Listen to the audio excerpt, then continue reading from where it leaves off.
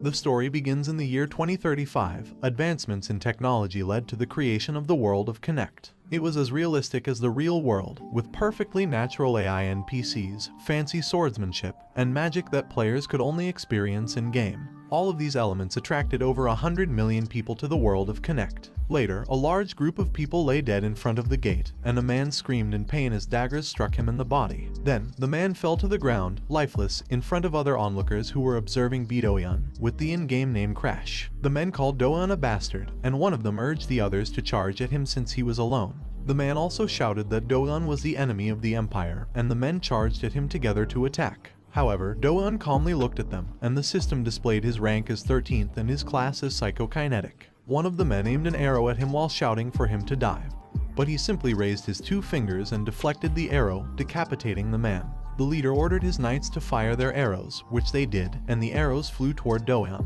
He raised his hand to stop the arrows from getting closer to him, leaving the knights astonished that the arrows had stopped. Then, he hurled the arrows back at the knights, prompting the leader to order his knights to dodge, but unfortunately for the others, they were hit before they could evade. Doyan rolled the dagger in his hand and gripped it tightly. He swiftly attacked the leader with it, causing the leader's neck to bleed. Then, he approached the remaining knights, who cursed him for his psychokinetic abilities and asked about his overpowered skill. However, one of the knights was horrified when he saw something above them, noticing the weapons suspended in the air. Doyan aimed the weapons at them, making the knight curse, knowing what would happen next. Then, he lowered his hand, releasing the weapons, which flew directly at the knights. Afterward, he walked away, leaving bloody footprints, and entered the castle, leaving a trail of dead knights outside. He easily dispatched the guards inside the castle, and as he looked around, he wondered what it was. Then, he heard someone coughing beside him, and the Pope revealed that it was the end. Doyan simply stared at the Pope's pendant, realizing it was what he had been searching for. The Pope told him that God had foretold the coming of saviors to that world. Doyan raised his hand to grasp the Pope's necklace, but the Pope tightly held his hand, asking him why there were only fighters there, why he had brought chaos to the world, why he had burned the cities, killed the innocents, and enslaved the people there. Doyan just grabbed the Pope's necklace, calling the Pope an old man and telling him not to blame him but to blame the guild that had colluded with the Empire. Then, he heard footsteps outside, causing him to curse as he realized that the guild's latecomers had arrived. He ascended the stairs, with the Pope warning him not to forget that everything would unfold as God had intended, and all of them would pay for what they had done. He faced the huge box with a hole in the center and slowly placed the pendant in the hole. A magical light appeared, and when the box accepted the pendant, it revealed an underground passage. He walked down, recalling the information from the intel, but his thoughts were interrupted when he saw a book and other objects floating in the purple light. He thought these must be the very first mythical items in Connect. He knew that 5 years ago, major guilds had colluded with the Empire and destroyed the world. Everything he had done for the last 6 months had been for this, and an NPC lamenting was nothing. He understood that the major guilds now controlled Connect, and he was the only solo player left in the top 100.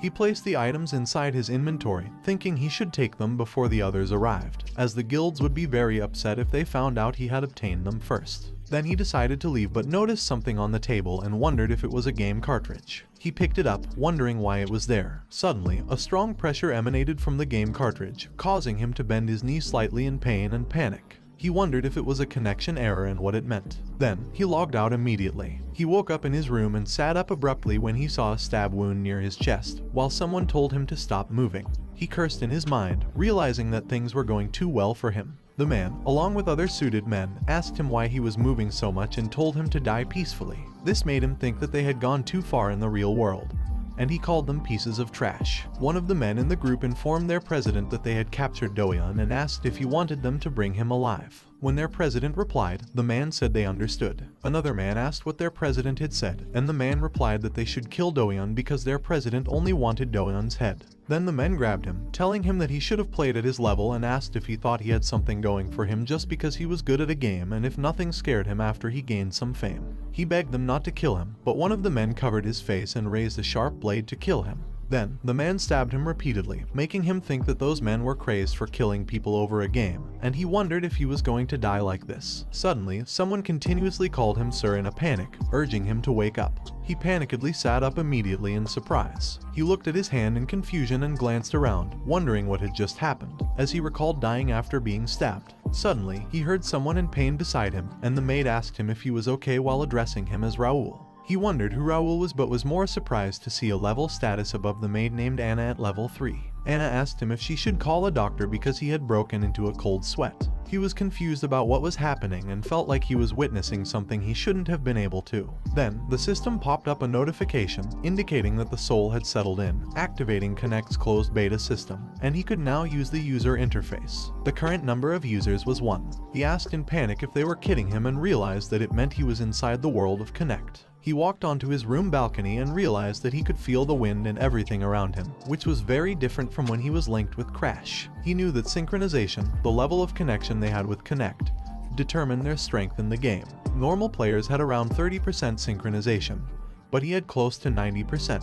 He had managed to maintain his rank 1 position for 10 years until the major guilds appeared, but he understood that he no longer possessed that body. He felt unlucky because he had spent so much time leveling up that body. However, he remembered that it was a closed beta, and currently, there was only one user, making him wonder if he was the only one using that system in that world at the moment. He raised his hand and realized that he could still access his inventory even in the closed beta. He used his scan user's information, and the system showed that it detected locked user information and updated his data. The system rushed to provide him with the information, and he planned to use his knowledge and powers from his past life to climb to the top again. He endured the pain and saw that his current name was Raoul Ashton. He was the youngest son of the Ashtons, the 5th count of the Reuben Kingdom. Ashton County was the first to fall in Connect. He recalled that Ashton County was one of Reuben Kingdom's Orthodox families. The count and his eldest son had suddenly died, and the second son had gone missing. A coup had occurred after the youngest son inherited the county. During those disasters, the Forbidden Area's barrier had broken,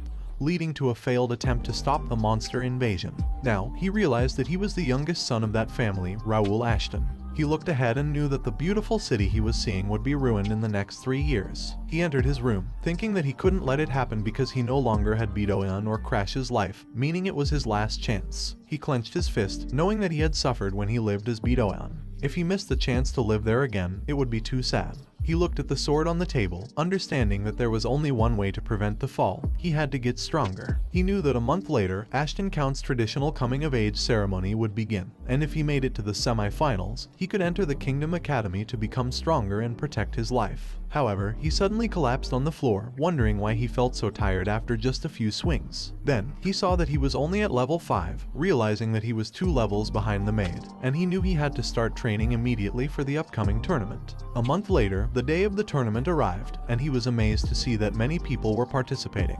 He looked around, knowing that he had to fight against them. Then he remembered his coach telling him that it had only been 10 minutes, but he was exhausted.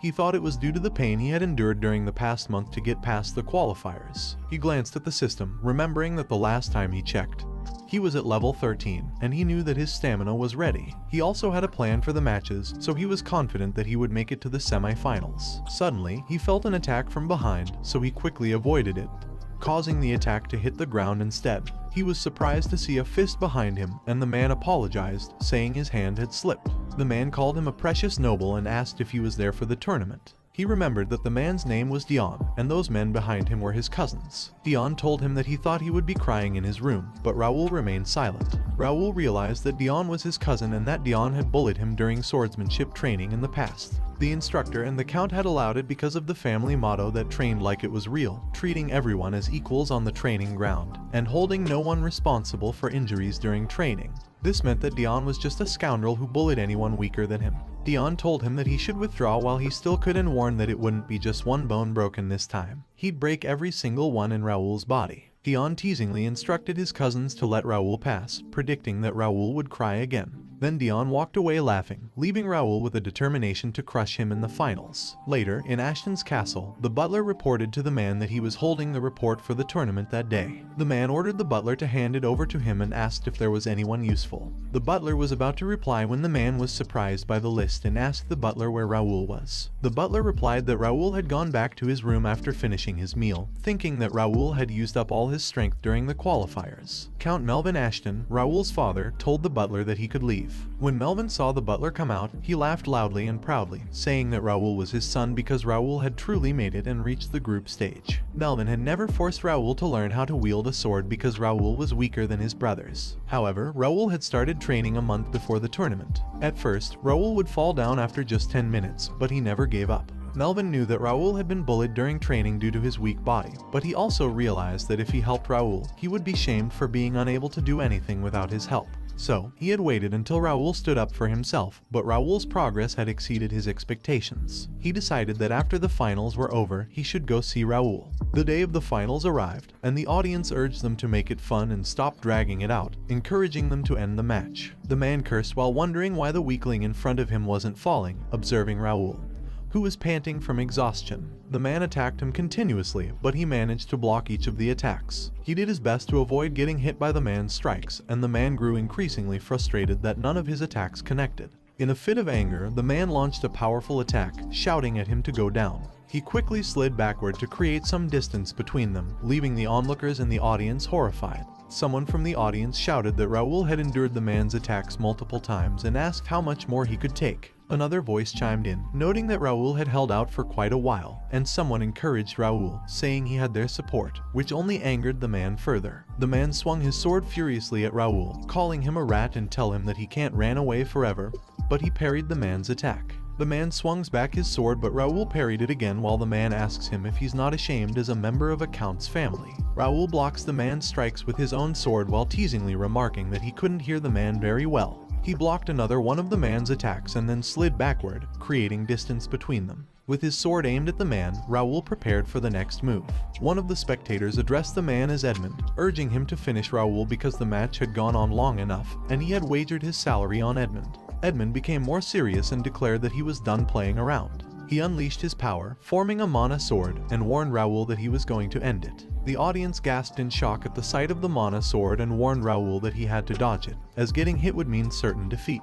Edmund swung his water-powered skill toward Raoul, instructing him to die, but to his surprise, Raoul remained standing. Edmund wondered why Raoul isn't dodging the attack. Then, Edmund attacked Raoul, creating a loud explosion erupted in the center of the arena, leaving the audience stunned. As the smoke slowly dissipated, the referee stood in the center, stopping them. The referee announced to everyone that the match was over and Raoul was the winner. Half of the audience cheered for Raoul, while the other half couldn't believe that he had won. Edmund tossed his sword aside and walked toward Raoul, expressing disbelief and questioning how Raoul could be the winner. Edmund was about to explain that if the match hadn't been stopped, he would have won, but the referee interrupted him, calling him foolish and pointing out that if the match had continued, Edmund would be dead by now. Edmund realized that Raoul had not been standing still but had been aiming for his neck. In fear, Edmund collapsed to the ground, and Raoul approached him, mentioning that they would need to have a discussion about his disrespect toward the county after the tournament. Later, when he arrived at their castle, Anna respectfully told him to rest well. However, as soon as he heard the door shut behind him, he couldn't contain his excitement and shouted in happiness because he had actually won.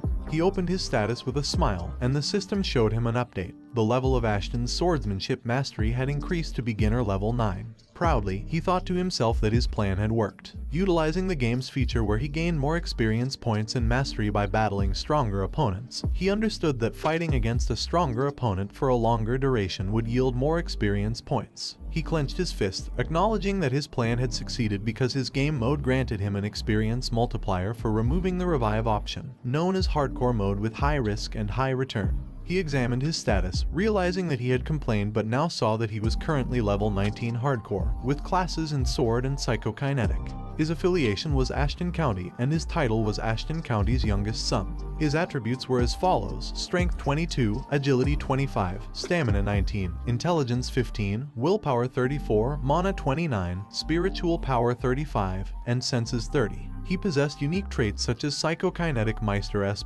Royal Lineage A, and other unknown traits. He acknowledged that he wouldn't have been able to level up that much in a month if he had been in normal mode, but most importantly, he had 5 unique traits. He understood that Psychokinetic Meister was a trait that Bedoyan had, and Royal Lineage was a trait that Raoul possessed. He anticipated that the rest of his traits would unlock as he continued to level up. He decided to test these traits in his upcoming tournament matches. The tournament days arrived, and he won every match fairly and cleanly. The audience couldn't believe that the youngest son of Ashton had made it to the grand finale, wondering how it could be possible. Some speculated that he might be lucky or using some kind of trick, but he knows that early stage Connect civilians were unaware of the player's powers. Upon returning to their castle, he contemplated keeping his ability to use psychokinesis a secret until the players showed up. He confidently believed that he could conceal it with his acting skills. However, someone knocked on his door, introducing himself as Ivan. He invited Ivan inside, and Ivan expressed concern about his well-being, asking if he was injured. He assured Ivan that he was perfectly fine, mentioning the presence of a priest and healer on standby. Ivan placed a hand on his shoulder, advising him not to let his guard down and reminding him that there were wounds that couldn't be healed. He acknowledged Ivan's genuine worry but noted that he wasn't accustomed to such feelings in his past life. He then asked Ivan about the matter he had inquired about. Ivan handed him a document, confirming that he had fulfilled his request. Ivan inquired if he was sure about it and was about to mention Dion. But he interrupted Ivan, telling him not to worry because he was confident he would win. Ivan respectfully bowed to him, expressing his trust, and then left the room. Ivan walked away, reflecting that Raoul's confidence resembled Melvin's when he was younger. However, he knew that the final opponent would be Dion, who brutally wounded his opponents. Meanwhile, he examined the document, contemplating its value as it was related to Ashton County's betting system, which supported participants in the tournament. Placing the document on the table, he believed that it was enough to secure his place in the family, and all that remained was to defeat Dion. The host's voice echoed, announcing the beginning of the final match. He faces Dion and the audience. Half cheered for him, telling him to win with his skills, and he got it. But the other half tells him to be ready to get shit on by Dion. Dion calls him a weakling and tells him that he doesn't know how he made it that far, but he'll make sure that he considers it his worst decision to come up there. Dion also tells him that with people cheering, he will soon find out how worthless he is, and it'll be a nice view when he starts crawling with his limbs cut off. But he just yawns in response and asks Dion if he is done stretching his tongue. Raoul clenched his fist in anger and released a powerful violet aura while calling him an arrogant fucker, making the audience shout that it was overwhelming mana, and that Raoul is no match for Dion. But he thinks Dion is acting all tough because he saw that Dion's level is 42 with the class of Expert Knight, which is a sword user. His affiliation is Austin Viscounty. His title is Ashton Viscounty's Star and Sword Genius. Dion's stats are Potential Talent Grade B, Strength 52, Agility 41, Stamina 43, Intelligence 18, Willpower 14, Mana 32, and Senses 21, making him think that Dion's potential talent is only B, and Dion may look impressive now, but it was Dion's limit. The host shouted that the match had begun, and Dion angrily told him that he'd kill him, calling him a coward. But he just jumped toward Dion and appeared above Dion, making Dion surprised. Then he swung his sword down to attack Dion, but Dion blocked it. They both tried their hardest not to let their swords down first, but then he forcefully swung it down, making Dion slide back to avoid it. Dion angrily tells him that he is showing off, but he just keeps quiet, thinking that Dion's elasticity is below his expectations. They attack each other and block each other continuously, making him notice that Dion's strength is whatever. Dion angrily swung his sword toward him, but he dodged it in time, making Dion ask him why he hadn't hit him. He blocks Dion's sword, realizing that he can see Dion's sword clearly. Then he trips Dion using his feet, making Dion fall to the ground face first while he is busy thinking that a sword skill without any practical experience is called a generic nobleman's sword. He knows that Raoul was bullied by that Dion, while Dion asks him if he tripped him and releases his powerful aura again, telling him that he'll fucking kill him. But he calmly swings his body to the left, wondering if the only thing Dion knows is a mana sword with all that mana flowing through his body. The audience is shocked to see that he simply disarmed Dion's sword. Then he aimed his sword at Dion while releasing his blue and black aura and tells Dion that it was boring. He also tells Dion that he is really nothing after all, which makes Dion fume in anger and run toward him to attack. But he simply walks to the side and trips Dion once again, while telling him that he has anger issues and repeatedly falls for the same trick. Dion rolled around on the ground while he was calmly telling Dion to look at himself, and he was ashamed of County Austin's name. Dion once again ran toward him to attack, but he just powerfully punched Dion's face. Dion slowly fell and collapsed on the ground, making the audience unable to believe that Dion was down.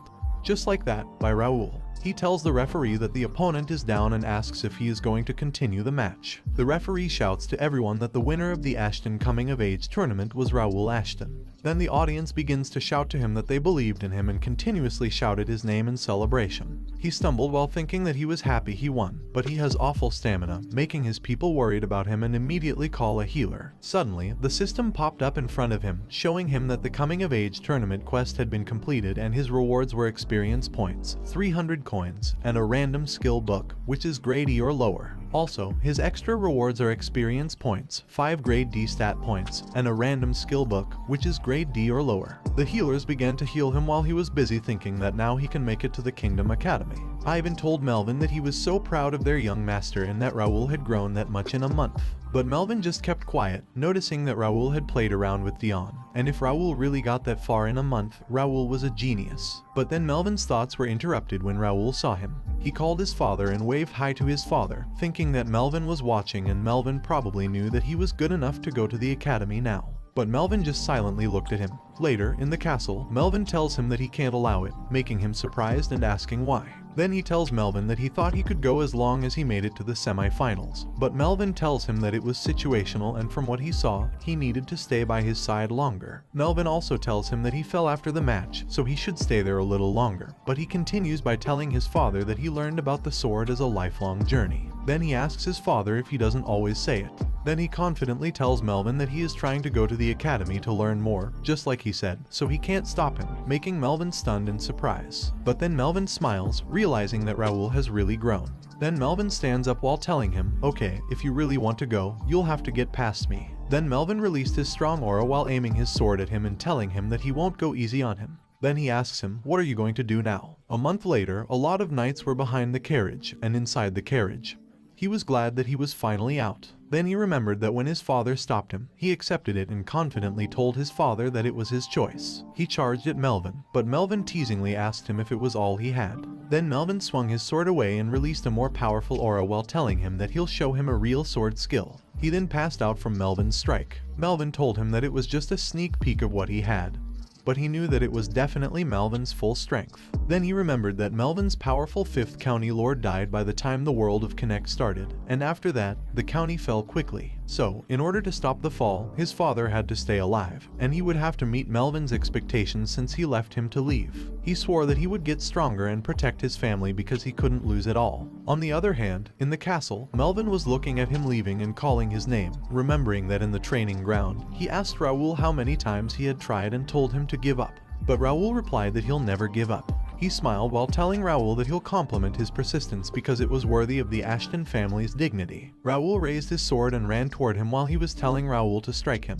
but as he was about to block it, he noticed that the trajectory of Raoul's sword changed midway, making him get hit a little in the face. Raoul was frustrated that he could only leave a small wound even with psychokinesis, but then Melvin smilingly told Raoul that he guessed it was about time to admit that Raoul was no longer a kid, and that Raoul was a proud swordsman, so he told Raoul to go and witness the world.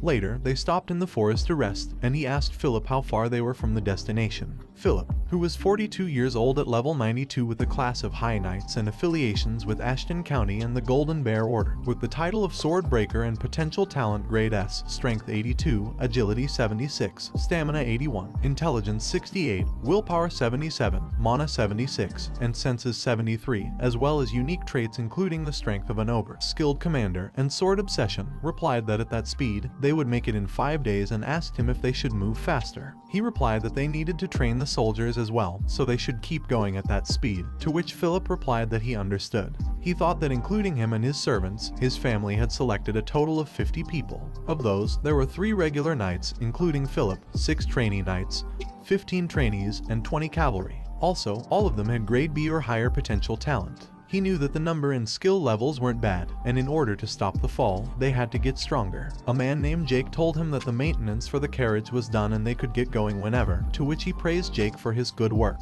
Jake asked them if they needed to bring that many people to that place for a month, but Philip told Jake to stop questioning their young master's order. Then he told Jake that he would know when they got there, leaving Jake more confused. But he knew the reason he was taking them to the free city, Mera, was because it was one of the first cities that players go to after finishing the tutorial. That city had many quests, hidden items, and mana usage limitations to prevent the unreasonable massacre of beginner players. Most of all, the resources were infinite, so the players went crazy about that place. God's Domain was a place full of monsters for players to grind. And God's Domain was the reason why Raoul brought everyone to that city. He brought the knights to the grinding zone to level them up faster. He thought it was a perfect plan when the system popped up, showing him that the system had been updated. A new feature, Connect Community, had been unlocked, a new category, Guild, had been unlocked, and a new quest starting line, Adventure, and Skill Collector had been registered, amazing him because a new quest appeared as soon as he entered Mira. He thought he wouldn't be able to use any other features until the official launch, but he guessed maybe he could unlock more features if he met the requirements. Someone knocked on his carriage door, and Jake told him that he could meet the mayor right now. Then he was asked what he would like to do, and he replied that, of course, he'd meet the mayor. Meanwhile, in the main castle, the mayor of the free city, Mira, Reynaldo, asked who was there, and his butler replied that the youngest son of County Ashton, Raoul Ashton, had come to visit with 50 of his people. Reynaldo asked his butler if he meant the third son, who was known for being weak, and asked what Raoul was there for, suggesting it might be for the fresh air. Then he ordered his butler to let them in because Raoul's family made good money off monster materials, and he'd extract some money from Raoul. The butler replied that he understood. A moment later, someone opened the door and he gracefully greeted Reynaldo. Reynaldo warmly welcomed him and told him that he sincerely welcomed him to the free city, Mira. He shook Reynaldo's hand while thanking him, and Reynaldo told him to sit over there and talk. However, he thought Reynaldo was insincere and noticed an obvious fake smile on his face. Reynaldo asked him what had brought him to Mira, and he replied that he had heard there was an excellent place to train there. Reynaldo told him that, of course, there was, and he had come to the perfect place because Mira was the safest place to train. But he told Reynaldo that it couldn't be an ordinary place, and he would like to be permitted to enter the cursed forest, which shocked Reynaldo. Reynaldo told him that it was too dangerous, especially for a weakling, but then clarified that he meant it was for younger people. He replied that it was as he expected, and he guessed he had no choice but to throw away the 500,000 gold that he was going to give Reynaldo as a gratuity in the river, which left Reynaldo even more shocked to see 500,000 gold in front of him. Reynaldo immediately grabbed the bag of gold in his hand and told him that he was joking, explaining that the cursed forest would indeed be easy for him and his knights. He would give him permission to enter the forest. He smiled and told Reynaldo that he knew a generous mayor like him would permit them. He knew that the only thing left for him to do was grind and take all the rewards, so he'd be at the top of Connect soon. The knight arrived at the free city, Mira, and he was walking in the street with Jake and Philip. He was thinking that Mira was a place built for Connect players to live in, but there were no players there since it was a closed beta, except for him, Raoul Ashton, and because of it, the city was going through a crisis. He knew that there were many accommodations, large stores, larger guild buildings, and other facilities that were disproportionate to the number of people living there, and the land prices dropped because of all of it. But his real purpose for coming there was real estate. He thought that if he took over cheap lands in Mira, sooner or later they'd be used to build luxury houses for nobles, guild houses for players, and apartments for normal players to live in. Also, in the future, those lands would cost more than 100 times what they are now. He also knew that once the players came in and war broke out as it did in the past that he remembered, Mira, the city blessed by the gods, would become a perfect shelter. He remembered that in the past, they could make money by just lending land. But he thought it was still not enough because considering the upcoming war and potential risks, he had to be even more prepared. Then he told the powerful major guilds that he couldn't do anything against their financial prowess in his past life, but this time would be different. Later, Jake, sweating, asked him if he just had to sign right there and called his name while he was looking at Jake pissed. Then he angrily told Jake that everyone had signed except him and ordered him to just sign it, but Jake told him that his mother told him to be careful when signing papers. In the end, the lady put the documents together and told them that including him, a total of 51 had registered for the guild first. He thought that he had created the first guild in a world without players and the very first and most advanced guild. He looked at his people, knowing that they would get assistance from the system as members of the guild, and he was excited to see the confused look on their faces, while Jake was on the side, thinking that his mother was going to kill him. Later, in the Battle Association Mira branch office, he shouted that he was next. The lady welcomed him and asked how she could help him. He replied that he was there to see some skill books and asked the lady what the highest rank they had was. A skill book is a book with different skills written in them, and if they read carefully, they can learn the skill. The skills rank from F to S. The lady replied that their branch office offered up to rank C skill books, but rank C skill books could only be purchased by VIP customers. He asked the lady what the requirements were to be a VIP,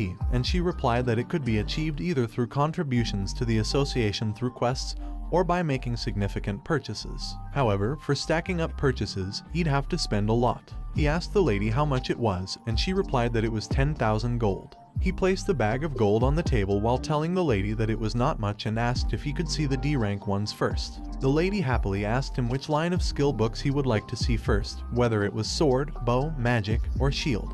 He smiled and replied that he wanted to see all of them. Later, Jake panted and said that it was too heavy, asking him if they really needed all those books, as they were all holding a swarm of books. He replied that he might think it was a bother now, but those books would advance them to a higher level. Jake told him that he guessed they were well-descriptive skill books, but asked him if they couldn't only train through books at the beginner level. Philip agreed with Jake, saying they could have bought power armor with the money spent on those books, but he assured them not to worry and to be patient, as they would know tomorrow. A moment later, he arrived at his apartment room and looked at the swarm of books in front of him, realizing that maybe it was too much. He knew that there were limits on the number of skills players could use.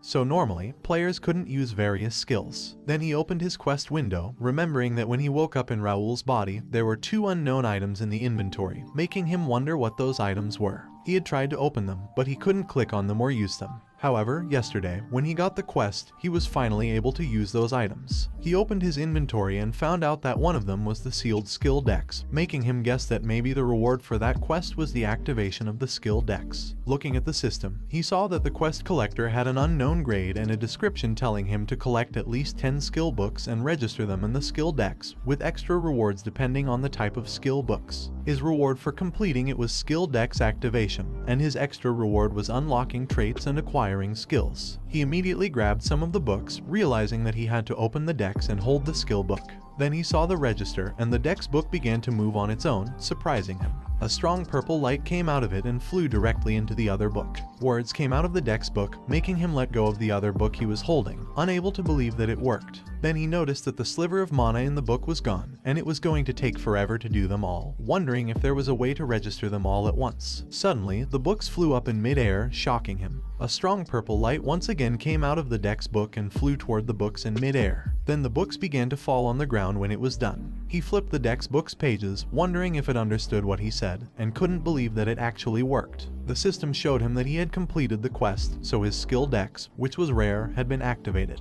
For his extra reward, his trait skill collector, which was X, had been unlocked, and copycats, which were S, had been acquired. He clicked the skill collector and saw that its effect was to activate the skill dex, while the skill copycat slightly increased the chance of acquiring skills from the skill book. He then clicked on copycat and saw that its mastery was at beginner level 3. Its effect was to steal skills from the examined opponent, with examined skills being registered in the dex. As mastery went up, he could acquire higher ranked skills, and the power of the skill increased. He thought it was overpowered because he could steal and use someone else's skill. Then the system showed him that the skill dex was of a rare grade, and its status was upgradable and bounded. Its description stated that it was a replica of the mythic item skill dex that held records of ancient skills. These records would reset when crossing dimensions, and the dex would regain its true power after achieving special requirements. Currently, it recorded 525 skills. He knew it was the mythical item he had received right before he died. Some parts of his past life, like his psychokinesis trait and items, came with him, but his skills were reset, and this was a replica too. He also noticed that the only thing left in his inventory unknown was the 3 grade X traits and 1 item, making him wonder what kind of power it held. The next day, the knights were shocked to see the system and panically asked what the status window was and what the thing called guild chat was. They shouted that they needed to go see a priest. On the other hand, the butler welcomed him, and he stared at the butler with his sleepy eyes. He couldn't sleep all night because he was reading through the skill dex. He greeted Bernard and asked if he had explained it to them, to which Bernard replied that he had explained as instructed. He excitedly asked Bernard about the skill book and if he had tried it, to which Bernard nodded in agreement. He knew that Bernard was a servant of the Ashton family and Ivan's stepson. Bernard had been working for the county from a young age and was taught by Ivan himself. Bernard had a great memory and got things done quickly, but there was another reason why he had chosen Bernard. Then Bernard released wind from his hand, making him exclaim that it was amazing. He told Bernard that he knew he could do it, realizing that Bernard had the power to control the wind. Bernard gracefully replied that he was flattered. The system showed him that Bernard was 27 years old, at level 21, with classes in Servant, Beginner, and Windwalker. Bernard's affiliations were Ashton County and the First Guild. His talents included administration, management, and wind power. His potential talent was grade A, with stats including 17 for strength, 18 for agility, 24 for stamina, 53 for intelligence, 46 for willpower, 23 for spiritual power, and 41 for senses. His unique traits were sharp manager, cold-headed, and like the wind. He knew that Bernard might lack in certain stats, but he had great talent for being a servant or in a spur. He was done with his preparations, so he told Bernard to get ready. Bernard confusedly asked him for what, and he replied that they were leaving as soon as the knights were used to it, heading to God's domain, the Cursed Forest. Later, in the cursed forest, an ogre launched its axe to attack him, and it broke the ground in the process. However, he dodged it and told the ogre that it was too slow. Then he launched his fist, but before his fist hit the ogre's head, it exploded. He got down on the ground at the same time the ogre's body collapsed and told the others to come out already. Then a swarm of ogres came out from hiding and shouted that he was a strong human and they should kill him. The leader of the ogres called everyone and ordered them to charge, which the ogres did, running toward him to attack at the same time. But he just positioned himself and told them to bring it on. The cursed forest, God's domain, and, to be specific, God's domain isn't just a grinding zone. It stands for the entire city of Mira because if players get hurt, they get healed, and if players die, they revive in that blessed city, which is why that city is the best shelter. Also, in the forest, the blessing only applies to monsters, so the number of monsters stays the same even after they are killed. Humans can't be revived in the cursed forest and can't walk outside the forest with the items they get from hunting monsters because if they take them outside, the items turn into ashes and disappear. This means that they are not supposed to touch the property of the gods. However, it only applies to civilians. Players can take items they get from monsters outside the forest with the system's assistance. Philip asks Jake why he is talking when their young master is the one fighting them all. On the other hand, he was busy fighting the ogres, and when the leader was the only one left, it asks him what is that power. But he just raises the weapons on the ground with his power and asks the leader if it meant that power. The leader was shocked to see the weapons flying straight to him, and the leader got cut into pieces by them. Then he tells it that it was called psychokinesis, together with Jake. Jake tells him that it is a convenient ability, but Philip tells Jake to stop talking and keep skinning the ogres. Jake sighed and said that he didn't come all the way to Mira to do that, and explained that he guessed they had made good progress from that training. Jake calls him while he is busy collecting the blood of the ogres, and he laughingly thanks them and tells them that it was possible because of everyone's help.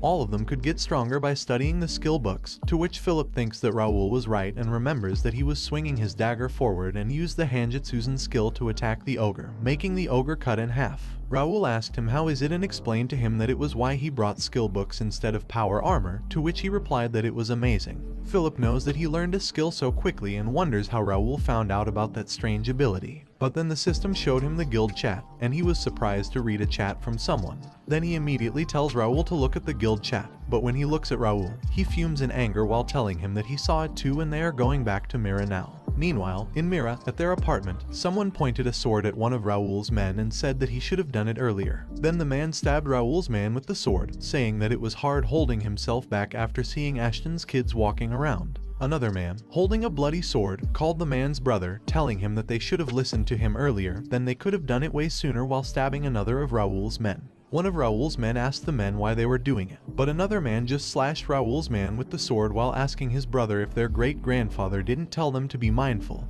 and reminded them that they were all there because they had made a scene. The man named Ramon was Randall Viscounty's first son. The man named Jerry was Randall Viscounty's second son, and the man named Cale was Randall Viscounty's third son. Raoul's man, who was on the ground, told Ramon that they would regret it.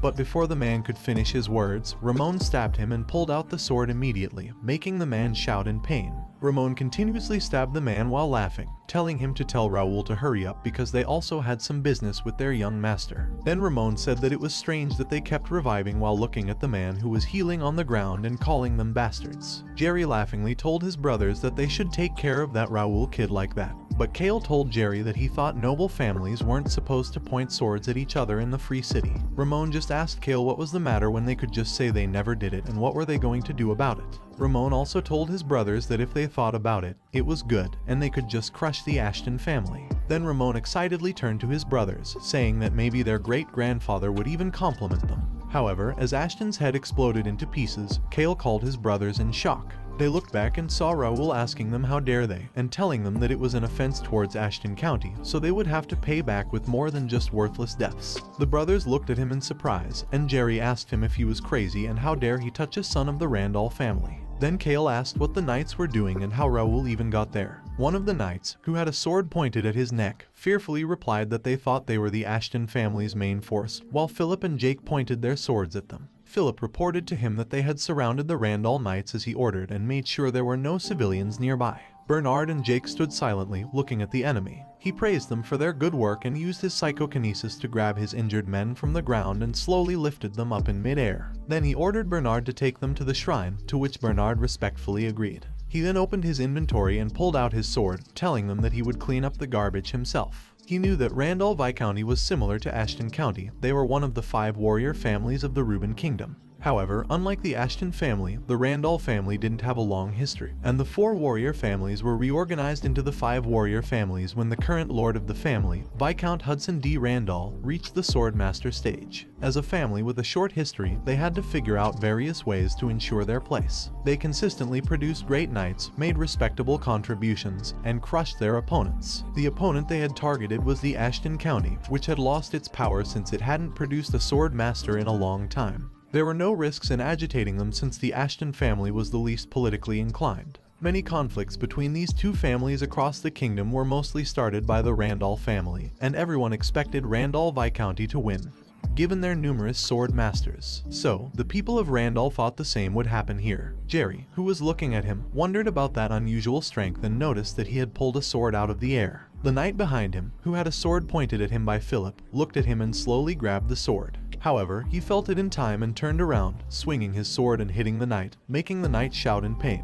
The Randall knights were shocked to see it, and Jake put his sword back in the sheath, saying that their young master said he would take care of them himself and ordered his men to put down their swords. One of Randall's strong knights noticed that they were really putting away their swords and wondered if they were insane because he thought it was better for them. Cale furiously ran toward him, asking if he was going to fight them by himself, and swung his huge mace backward to gain force. He told him that it wasn't training, but then a sharp sword slash flew toward Cale, and Cale got cut in half before he could attack, making Cale shout in pain, and Jerry called Cale's name in worry. Jerry called their knights bastards and asked them why they were just standing there. The leader made a frustrated sound and slowly pulled his sword, saying that he guessed he had to act. He explained that he had hesitated because he didn't want to bully a 15-year-old kid, but when his comrades were going down, it wasn't right. The system displayed the man's name as Jeremy, a 37-year-old man, level 65 with the class of Leader of Guard Knights and Beginner Sword Expert.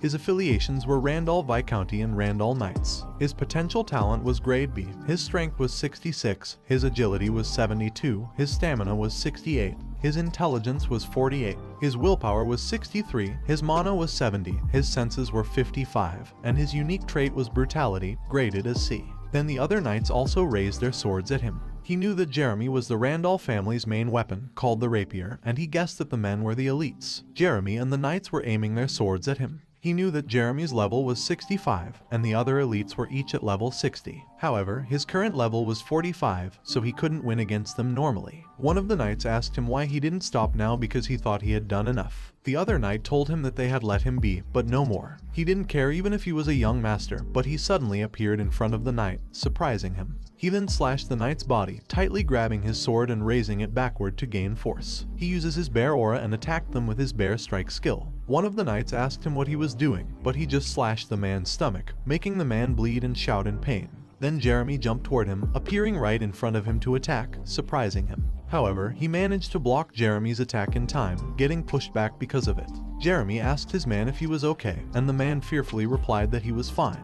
Jeremy couldn't believe that 2 of his elites went down so easily. He remembered that he had heard Raoul was weak and didn't know how to wield a sword. Then Jeremy pulled out his other weapon and told him that he was different from the rumors, so he'd have to get serious now. He pointed his sword at Jeremy and told him to bring it on. He looked at Jeremy and noticed that Jeremy was holding a parrying dagger and a rapier, making him wonder if Jeremy was using Randall Viscounty's sword skill called Shooting Star. Jeremy smiled and told him that he liked his bravery and asked if he knew that every wound healed in Mira. Then he told him that he couldn't fight them all alone. However, he just told Jeremy that he thought he was the one confused and bet that he and his knights hadn't even trained since arriving in Mira, making Jeremy surprised and asking how he knew it. He told Jeremy that those soldiers over there, shaking in their boots even after their wounds had healed, were living proof that they were not used to death. Jeremy pointed his weapons toward him, thinking that he didn't just know about combat, but could see through everything, which meant he was a threat. He ordered his man to cover him from the back, and the man told Jeremy to leave it to him. Then Jeremy jumped and launched his sword toward him. He covered himself with his sword, and Jeremy, with his man, continuously attacked him, slashing his face, arm, and every part of his body. The man saw an opening and ran forward to attack him, making Jeremy surprised and shouting to his man to stop. But he swung his sword forward, and the man got cut in half. Jeremy called his man a fool, but he knew there was no time to waste, so he used his Randall sword vision skill and activated the Shooting Star skill, making him surprised for a second. but then he blocked himself with his sword, mentally telling Jeremy to bring it on. Jeremy continuously attacked him with Shooting Star, a powerful skill known for its 1v1 combat prowess. He noticed that he was struggling even with psychokinesis, but he knew he had to keep up, wondering how when he was definitely dominating that fight. He planned to press Jeremy all the way back, glaring at Jeremy, making Jeremy pissed and shouting, asking him what was up with his arrogant eyes. But he just replied, 100%, making Jeremy confusedly ask him what he meant. Then he swung his sword forward, making Jeremy throw his weapons in the air, and Jeremy immediately looked up to see his weapons. He pierced his sword into the ground, and the system showed him that his opponent's skill examination had been 100% completed, and the copycat was ready for use. Then the system showed him to copy the exact moves using the copycat to engrave the skill into the decks. He used his psychokinesis to grab Jeremy's weapons in the air, making Jeremy surprised. Then the weapons flew directly into his hands, while the system showed him to activate the copycat Randall sword skill Shooting Star, grade B. He angrily activated it while pointing the weapons at Jeremy, and the Shooting Star skill attacked Jeremy in return, making Jeremy shockingly ask how he did it, knowing that it was definitely Shooting Star. Jeremy covered the attack with his arms in pain, shouting and asking who had betrayed them, and taught Raoul that sword skill while being continuously hit by the Shooting Star skill. Suddenly, he appeared beneath Jeremy and told him that he taught him himself, making Jeremy confusedly ask what he meant. However, he just stabbed Jeremy in the side and pulled it out, making Jeremy kneel on the ground. The system showed him that he had received a rank S bonus called Randall Sword Skill Shooting Star Grade B Mastery, leveling up to Intermediate Level 1. He had successfully engraved Randall Sword Skill Shooting Star, Grade B, into the skill decks. It also told him to equip the skill in the skill deck selection slot to use Randall Sword Skill Shooting Star, Grade B, continuously. He looked at Jeremy, thinking that it was over and that using the rank S skill Copycat was hard since it was overpowered. He knew that Copycat was a skill he learned with the skill decks that copied the opponent's skill, but it could only copy one skill at a time, and he couldn't lose sight of the target once the skill was activated. If he lost sight of the target, the examination rate would reset, which was why he didn't even blink when he was taking Jeremy's attacks. It was also impossible to steal a skill unless it was a one-on-one fight. He opened his display skill, and the system showed him that his default skill slots were 1.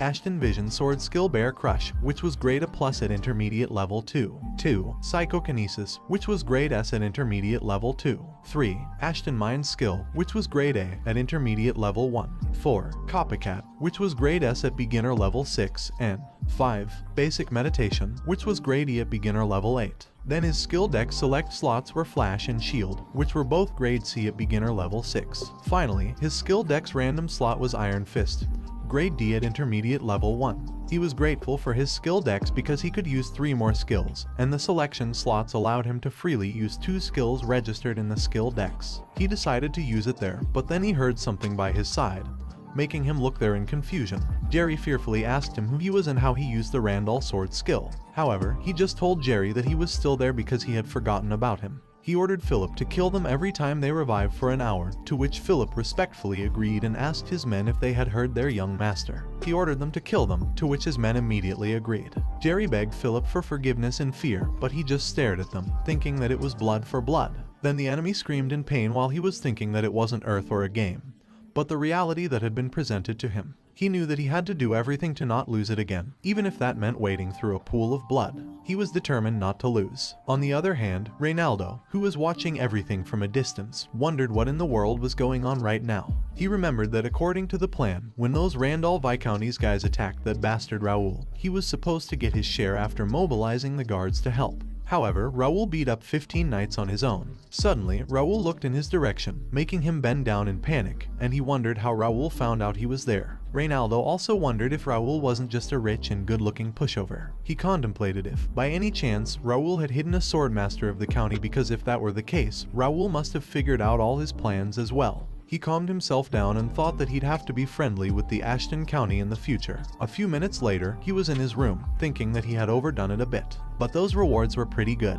While looking at the system showing him the results for his sudden quest, Rival Family Challenge, he saw that his rescue and punishment were complete. So, he received a reward of experience points, 30,000 coins, and a random B-grade skill book draw ticket. On top of that, he received about 5,000 gold, a space-expanding magic bag capable of holding a carriage's worth of luggage, and a unique grade rapier and main ghost set from those Randall County scoundrels. He grabbed the ticket, remarking that the B-grade skill book draw ticket was especially nice, and wondered if he had received all flunks from the tournament skill book rewards because even thinking about it now was ridiculous. He placed the ticket on the table and expressed that he didn't need something amazing, but at least it should be a mid-tier one this time. Then, he broke the ticket in half while praying that it wasn't a flunk. The ticket released a bright light, and he was surprised to see that he had acquired a skill book called Rivera Spearmanship Grade B, which made him shout in happiness. He knew that spearmanship was a necessary skill in his next destination, the capital, and told himself that his luck was following him. Then he thought that there was only one more important thing he had to do in Mira now, and he had to invest 1 month there for it. But he swore that he would make sure to succeed. A week later, he was in the forest, launching his sword and attacking the ogre in front of him.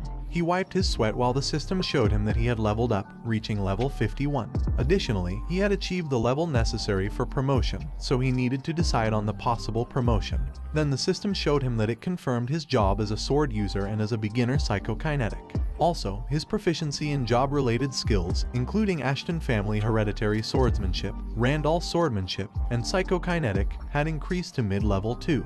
He had satisfied the promotion requirements, so his job sword user had changed into sword expert, and his beginner psychokinetic had changed into intermediate psychokinetic. Philip tells him that it's amazing, and Jake tells him that it's awesome because he became a sword expert at 15 years old. He raises his hand in the air, causing the stones on the ground to begin floating.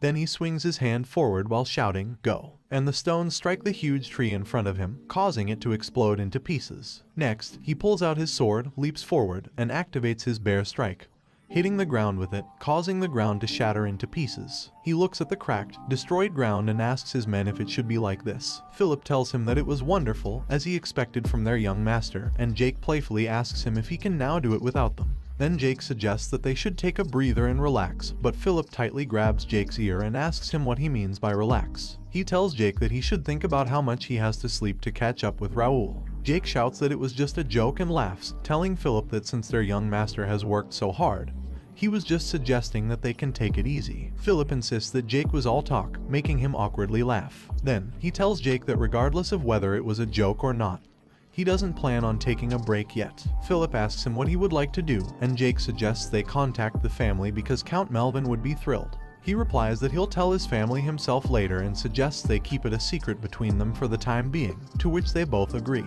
He knows that he has hunted enough monsters and leveled up sufficiently. Meanwhile, Philip angrily tells Jake to watch his words, making Jake pout and ask Philip what he means. He also realizes that he has set all the bait, and now all that remains is for the prey to take it. He tells them that they should go back now, to which they both agree. Then, they walk away while urging the dogs of the Empire to hurry up and move, in his mind. Meanwhile, in the streets of Mira, bustling with people, a lady named Nakia, an alchemist, stretches her body, saying that it marks the end of today's work. She notices that the potions are very popular these days and wonders if it's all thanks to the Ashton County who brought them there. She knows that in order to produce potions, monster byproducts are needed, and as monsters rarely appear in the Cursed Forest, she wasn't able to easily obtain them all this time. But thanks to the Ashton County's people who started bringing the monster byproducts, she has been able to produce potions every day. Not only that, but the county's people stop by the village shop every morning, asking if anything had happened throughout the night, inquiring if she needed anything, and checking on her well-being in general. She steps out of the store and thinks that Raoul is a bit strange, but she is grateful to him, and Raoul is good-looking too.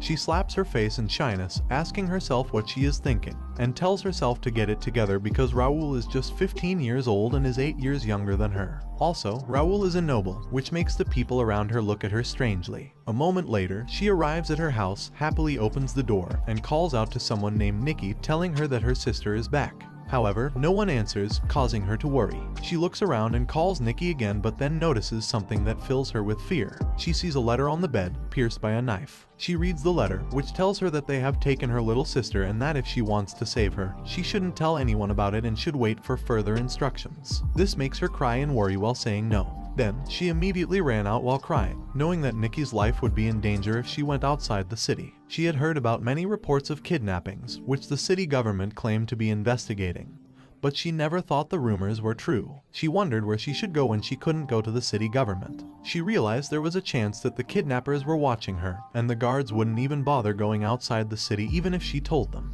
Also, if she asked the mercenaries of the Adventurer Guild, it would take a while for them to act, making her wonder what she should do. Then, she remembered Raoul telling her that if she ever found herself in trouble, she should come find him. She knew it was her only option, so she ran away quickly, determined to go see Raoul. Meanwhile, in an apartment, the system showed him that Nakia was heading toward him, making him think that it had come to this. He ordered everyone to get into their positions, stay on their targets, and report any changes, to which all his men replied with a swift yes. He opened his access to the Connect community and clicked the link to the cafe. He knew it was a premium member-only information cafe that he had run in his past life. Since he was a star player, he could get useful information from his fans and informants. As a result, the cafe became an information treasury that held almost every hidden piece of information in Connect. He thought he had hit the jackpot when he saw that the cafe still existed. He knew he could use it instead of relying on his uncertain memories to plan better. He searched for the link to the free city, Mira, and the system showed him that the search result was a quest starting point at South Mira NPC. He was confident that he had checked every quest he could possibly take, so now he had to hope everything went as planned. One of his men reported to him that Nakia was there, making him wonder if he could change Nakia's future. He shyly ordered his men to treat her politely. He knew that Nakia, the crazy alchemist, blood-hungry witch, and taboo destroyer, was a subject of fear for everyone.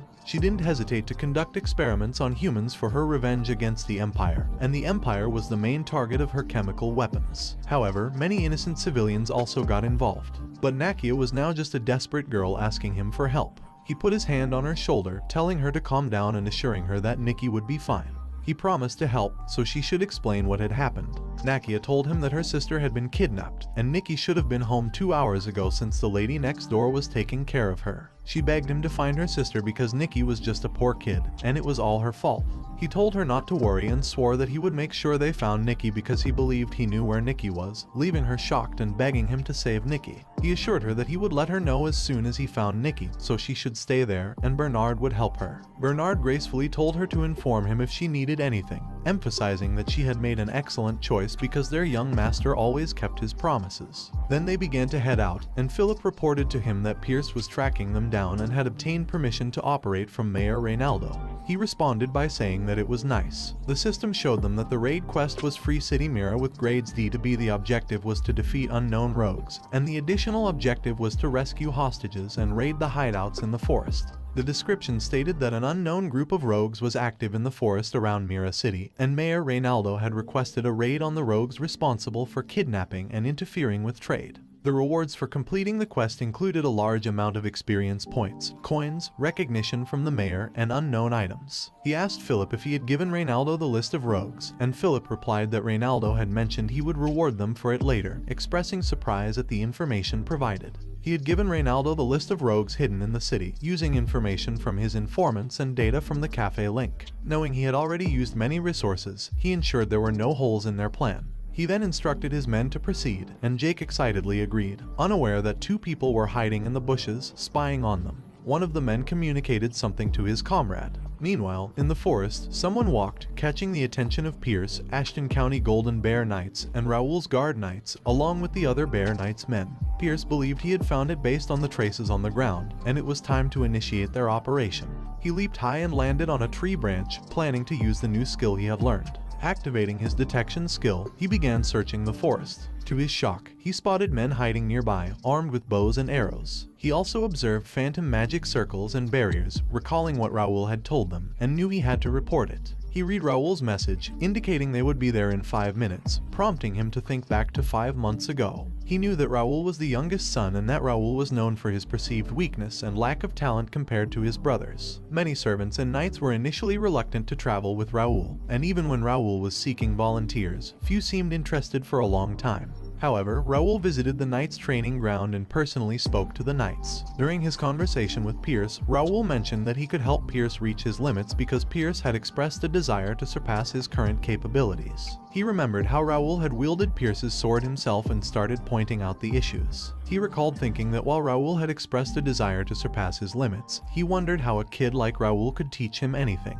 Nonetheless, he decided to give it a try. When he swung his sword, he was surprised to find that every move felt smoother. He remembered Raoul's advice about learning Bear Crush, emphasizing that his strength lay in agility, not power. Raoul had suggested that he polish his bow skills, as he had heard Pierce was a talented bowman. Few people knew about his bow skill, yet Raoul had noticed it. This made him wonder if Raoul was the one who could genuinely help him, so he chose to follow Raoul. He was sure it was the best decision he had made, and he believed that those who had declined Raoul's offer were probably regretting it now. He didn't understand why Raoul had been hiding his power, but with the skill books Raoul had provided, he had reached the high expert stage and was able to practice his other skills. It would have been impossible without Raoul's guidance. He speculated that today might be the glorious day when Raoul would reveal his true strength. However, he noticed someone approaching, so he immediately jumped off the tree branch and gracefully bowed, along with the other knights, respectfully calling out that he had arrived. He looked ahead, and the system indicated that it was an unknown rogue's hideout with an unknown grade and size. Its status showed a 3-circle or higher magic circle interfering with vision, and a 3-circle magic that interrupted anyone who approached. He had to decide whether to destroy the magic circle or find a way to enter to gather more information. He noted that hideouts looked the same even in different cities and that spies from the Cranian Empire were hiding in Mira. While most Connect players received quests from starting cities like Mira, offering rewards for killing monsters or rogues, there were unusual rogues in the mix. These included a slave trader who kidnapped people in the city and mercenaries aiming to make it big. However, the most dangerous of them all were the Cranian Empire's spies, known as the Imperial Hounds, who hunted players and blackmailed them to prevent them from gathering together. They were crucial in the late game, and he couldn't let them be. He called Pierce, who immediately aimed his arrows and released them, hitting the men hiding behind the magic circle. They entered the barrier, and he noticed that there was no one near the entrance. He considered dispelling the magic circle with a scroll he had bought from the shop but hesitated when he saw the mana flow. He wondered if he could do it. He put the scroll back in his jacket, deciding to infuse mana into his weapon. He grabbed his dagger from his inventory and launched it toward the mana flow. It slowly cracked due to his attack, and then he stabbed the magic circle on the ground with his dagger, destroying it. He thought it was nice because, instead of buying scrolls, he could save money. Pierce expected this of their young master and called the men named Jackson and Nil to follow the plan and lure the enemies as they had discussed. He assured them that he would let them know when to enter, to which they both agreed. Pierce descended from the tree branch and walked with them, feeling confident because he had elite knights with him. He told himself that they should hunt them all in his mind. A moment later, they arrived at the huge door. He told everyone that they don't need captives, so they will hunt them all, and they shouldn't forget to use the rapier for the last blow. Jake tells him that he doesn't understand why they should use a stick, but he will follow his orders, even though it doesn't seem to be a task where they need to use weapons. He just orders Pierce to watch there for them and find where the kidnapped people are because they need to save Nakia's younger sister named Nikki, and he should prioritize Nikki, to which Pierce replied that he got it. Then he calls Philip, and Philip nods in agreement. Then he used his psychokinesis while telling them that they should go in and open the huge door in front of them. Then they proceed to walk in while Pierce is looking back. They just continued walking inside the tunnel until he saw the hideout inside and looked at Pierce, which Pierce understood and slowly faded away. The system showed him that Pierce had successfully infiltrated the opponent's base, making him think that they should start hunting now. He looks up and notices that there is a high cave ceiling and wooden fences spread around.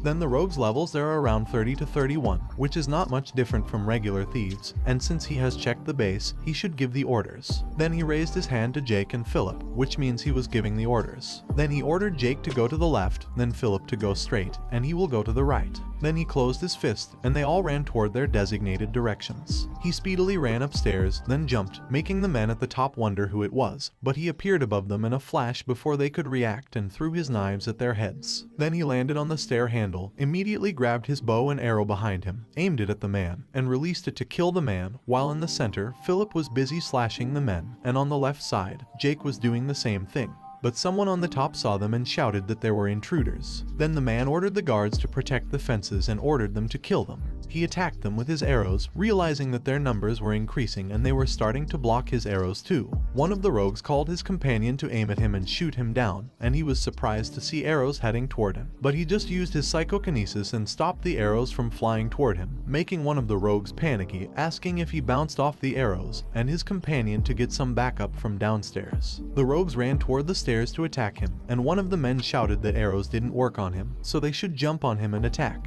He put back the bow on his back, guessing that he'd have to use it now. Then he grabbed the daggers on his chest and put them in his hands together. One of the rogues was in front of him and ready to attack him, but he just pushed the man away, and the man was thrown back to his comrade, making everyone surprised. Then he used his psychokinesis to lift the arrows on the ground, then raised them slowly on his side, and then he flew using his power while holding the daggers in his arms and arrows around him. One of the rogues asked if it was magic and shouted that it was impossible. He positioned the arrows around him and aimed all of them at the rogues beneath him. Then he released the arrows together, hitting a lot of rogues. He looks at them struggling while reaching into his inventory, thinking it is still not powerful enough, so he has to exert more force on it to pierce through the armor. Then he jumped off the stair handle and appeared above the man who was trying to run away. He stabbed the man with his rapier while wondering where the others were. Then he looked back and saw Philip and Jake killing the rogues, while the rogues shouted for their companions to run because there were monsters there. The man begged for help when he saw Jake holding the rapier, but Jake just angrily slashed the man with it, making him shocked and sigh, knowing that Jake was rebelling to show that he didn't want to use the rapier. Jake didn't have to make such movements that waste mana. Also, Ashton tells Jake several times not to do that to avoid leaving any traces of swordsmanship,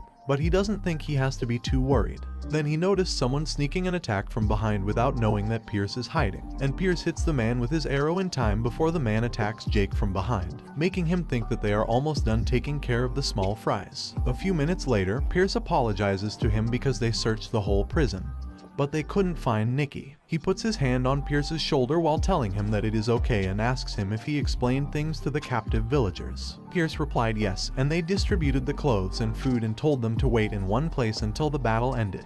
Jake asks him if he thinks there are other enemies and if they aren't just thieves. He replies that they are thieves but asks Jake back if he thinks it was a little weird, making Jake ask him what he means by weird. He explained that first, Nikki, who was kidnapped, wasn't there, second, there were many of them, but none of them stood out among the rest, and lastly, there was a magic circle at the entrance, making him ask them if anyone saw a wizard there, but they all shake their heads no. He tells them that, in conclusion, the important people and captives are in another place. Jake tells them that it is true, but if they can't find that place, it'll all be useless, and asks Pierce if he thinks so. Pierce replied that he actually checked some suspicious-looking places, but he couldn't find anything with his abilities, and there could be a high-level magic circle or system.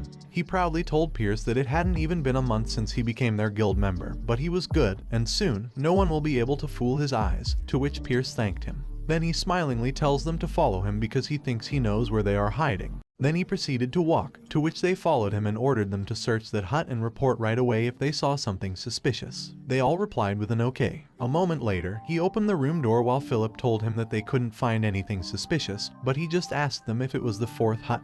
He pulled out the rapier from his inventory while telling his people to get ready because the real thing begins now. Then he kicked the table away, lifted his rapier with both hands, and pierced it into the floor hard. The floor shattered into pieces, showing the hidden door. He opened them with his psychokinesis and saw that it was a secret staircase leading to the basement. But then he heard something moving underground, so he told them that something was coming. Suddenly, a huge monster's hand came out of the underground and tried to grab Jake, making Jake panic and ask what it was. Then Jake jumped away in time before it could squeeze him, and the huge monsters came out of the hole, growling at them. The other monsters walked upstairs while Philip told them not to step away because it would be harder to fight them if they scattered. Then the monster launched forward to attack them, but he jumped forward to attack it with his rapier, and pierced it hard, making it scream in pain and push backward. Philip told them that those are the Imperial Demon Cavalry and their vital points are different from humans, so they should aim for their heads. Then Jake attacked the Demon Cavalry from behind while asking what they were doing in that place. On the other hand, he jumped at one of the Demon Cavalry with his rapier, thinking that he should study their traits first, and pierced his rapier into the Demon Cavalry's neck, making it slam on the ground hard and shout in pain. Then the system showed him that it was an incomplete Imperial Demon Cavalry, level 41 with Type 1 Crane and Imperial Demon Cavalry. It was what he'd expected, and he remembered that he had a hard time in the past because of those guys. He also remembered that in his past life, he, Bidoyan, attacked the Empire hideout in the starting city on his 6th month of playing the game. It was due to the mayor's request when the top players were about to graduate from the starting city. Tens of top players who had finished changing jobs for the second time formed a punitive force with hundreds of guild alliances and took over the fortress. But when the real Imperial Demon Cavalries who were hiding showed up, most of the players got wiped out immediately, and the rankers, including him, barely got away. No one was able to go near the Empire's hideout for 6 months after that. The Demon Cavalry that showed up that time was complete, and their average level was near 50. Of course, it was hard for players who had barely reached level 50 to handle it. But now, the demon cavalry is incomplete and they have lower levels. Also, his escorts are expert high-class knights who are over level 80. More importantly, he can see the vital points of the demon cavalry that are randomly placed. Then he ran to meet the demon cavalry running toward him, jumped higher, and stabbed all of its vital points, knowing that all he had to do was stab at the vital points. A moment later, the Imperial demon cavalry was wiped out. Jake angrily kicked the dead demon while Philip asked why the Imperial demon cavalry was in a place that is akin to the kingdom's front yard and asked him what they should do. He told them that they would go in and they couldn't back out now. Pierce suggested they should at least get some backup, but he disagreed and explained that the captives would be in more danger the longer it takes. So, they have to take care of them before they get in touch with the others outside. Suddenly, Philip and Jake walked forward to him while holding shields and told him to stay behind them because they would handle the enemies, and he should just focus on searching with Pierce. He thought it was a shame, but he knew that it was not the time to be greedy. He would still get a part of the experience points even if he didn't kill them himself, so he saw it as his chance to get carried because he had worked hard until now. Then Philip and Jake walked down first, making him feel great to have such reliable subordinates. He followed behind them, and when Jake opened the door, he told them that they should kill them in frying stool water. They then saw a lot of dead people on the ground, small and huge tubes filled with green water, with parts of monsters and demon cavalry inside them. Pierce told them that they were fearless for conducting chimera research in another country's territory. He mentioned that the demon cavalry they fought must have been made from the citizens they kidnapped, but he didn't expect them to be that crazy. He looked around, thinking that he had seen these kinds of scenes several times in his past life.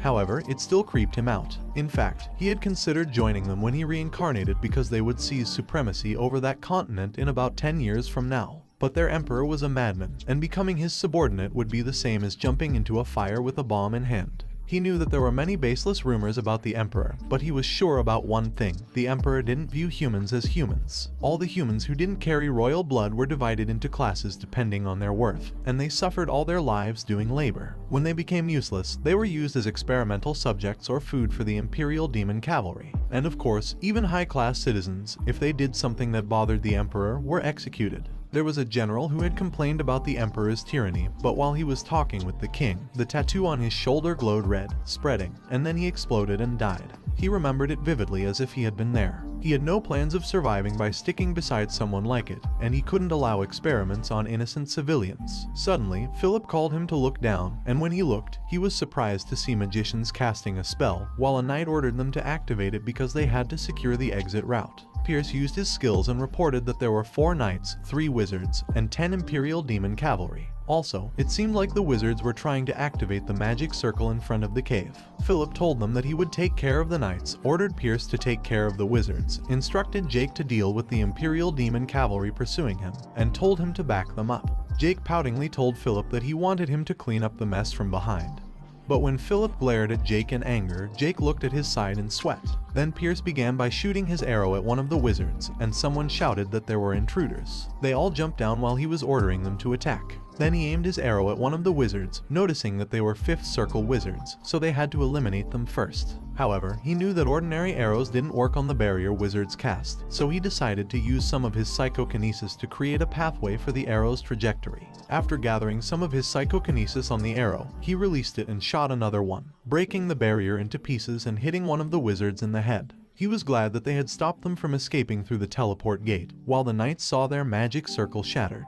The leader of the knights told his men that their exit route was blocked and ordered them to release the seal and kill them all, to which they replied with a yes. Then the knights released the seal while shouting that it was for their emperor. He was shocked seeing them, then suddenly Philip ran forward, making him surprise. Philip tried to block them and he couldn't believe that Philip, the expert high-class knight who was over level 90, wasn't enough to hold back their opponents. He activated his detection skills and saw that the leader of the knights was named McDowell, level 71, with the job of Knight Sword Expert middle class, belonging to the Cranian Empire, and serving as the Imperial Hound and the Mira Branch manager. Also, McDowell's potential was Class B, Strength was 75 plus 5, Agility was 71 plus 5, Stamina was 73 plus 5, Intelligence was 55 minus 10, Mentality was 68 minus 5, Magic was 68 plus 7, Sense was 73 plus 5, and his unique traits were Blind Loyalty, which was grade B, and Fear Resistance, which was grade C. He noticed that McDowell's stats had increased and wondered if it was due to the red tattoos effect.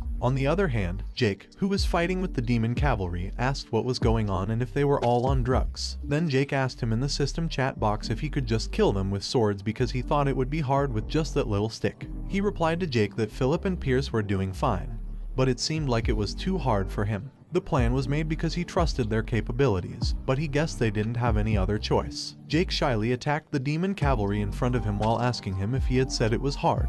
He explained that he had just said it because he thought Pierce was having a hard time, making Pierce look at Jake in silence. Then Jake angrily attacked the knights, telling them to look at what had happened because of them and that they all should die. He pulled out his rapier from his inventory, thinking that he should do something too. He attacked one of the knights, and he easily attacked its weak point and cut its arm off. Jake, who saw him, thought it was weird and wondered how he figured out the monster's weak points so easily. McDowell shouted that he didn't expect that they'd be overpowered and asked them who they were, thinking that since they used rapiers, they should be from the Randall Viscounty. But somehow, their swordsmanship looked awkward, so based on his instincts, they weren't from the Randall Viscount. Jake asked McDowell why someone who would die soon needed to know, and he told McDowell that if he was done talking, they should start again, calling them dogs of the Empire. McDowell angrily asked Jake how dare he insult the Imperial Hounds, but then McDowell noticed him in the center, making McDowell wonder if he was the leader. Then McDowell smiled, thinking that he had found a way for them to survive. McDowell ordered his people to give their lives for the Emperor, for the honor of the Emperor, to which the knights transformed into demons. One of the knights launched an attack toward them, and he was stunned, knowing that it was the Black Sacrifice. Jake blocked the knight's attack with his shield, but his shield was squeezed,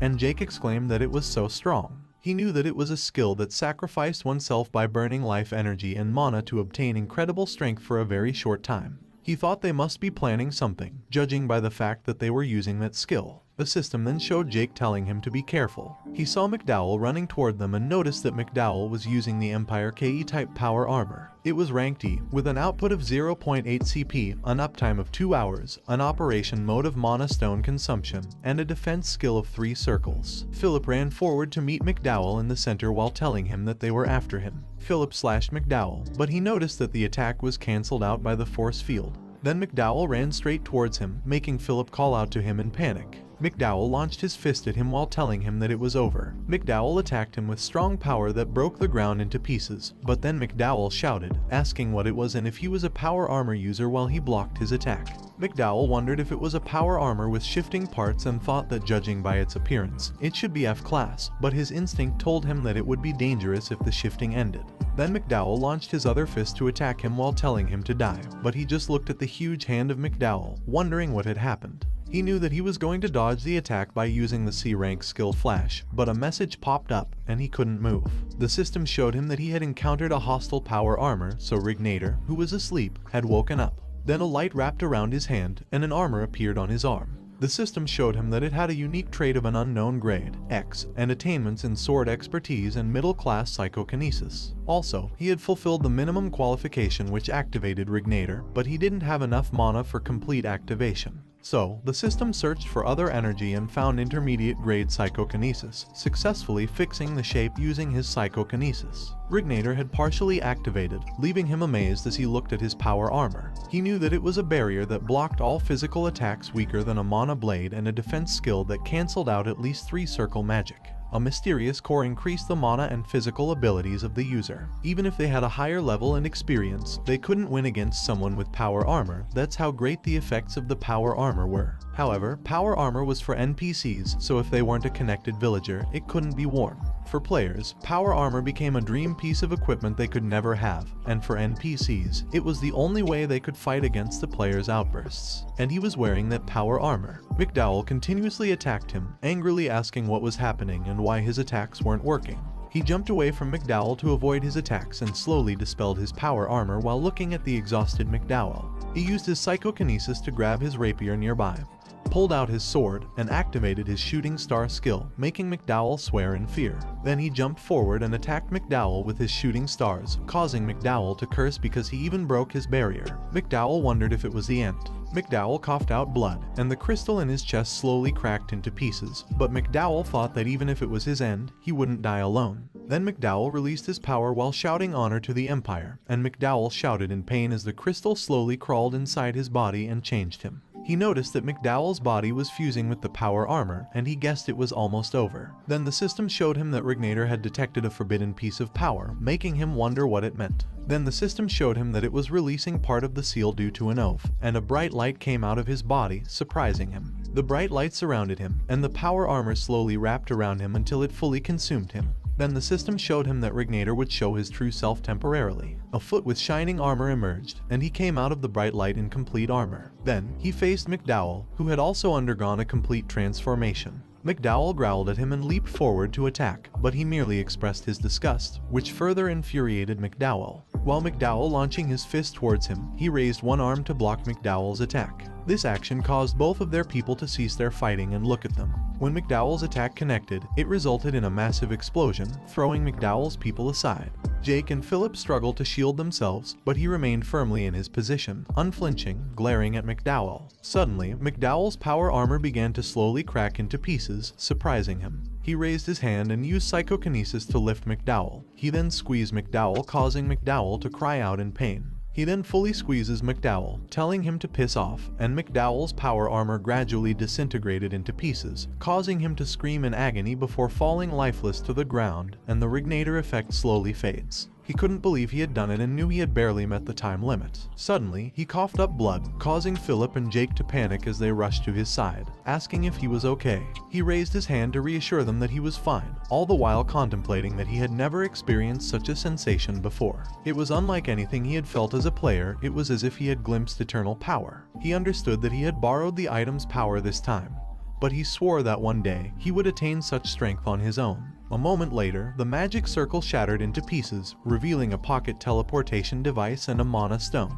He decided to figure out how to use them later. Then, Pierce informed him that they had located Nikki and the other hostages, but unfortunately, some of them were deceased. He told Pierce that there was nothing more they could do and instructed him to collect their belongings to return to their families. Pierce agreed and reported that Nikki was not in good condition right now, so he urged Pierce to hurry and they should leave. Several minutes later, as they walked towards the cave exit, Jake asked him if they were truly leaving valuable items behind. In response, he asked Jake if he wanted to take them, to which Jake replied affirmatively, emphasizing their usefulness and incalculable value. He acknowledged Jake's point regarding McDowell's power armor and its potential use as evidence against the Empire's spies. He also recognized that dealing with the Imperial Hounds was no easy task, as they posed a significant threat to small nobles. Many users had given up because of them, but he believed it was wiser to focus on their growth and expanding his influence rather than provoking the Imperial Hounds at this time. He reassured Jake that it was all part of the plan, so he should forget about it, and also he was the one who finished it.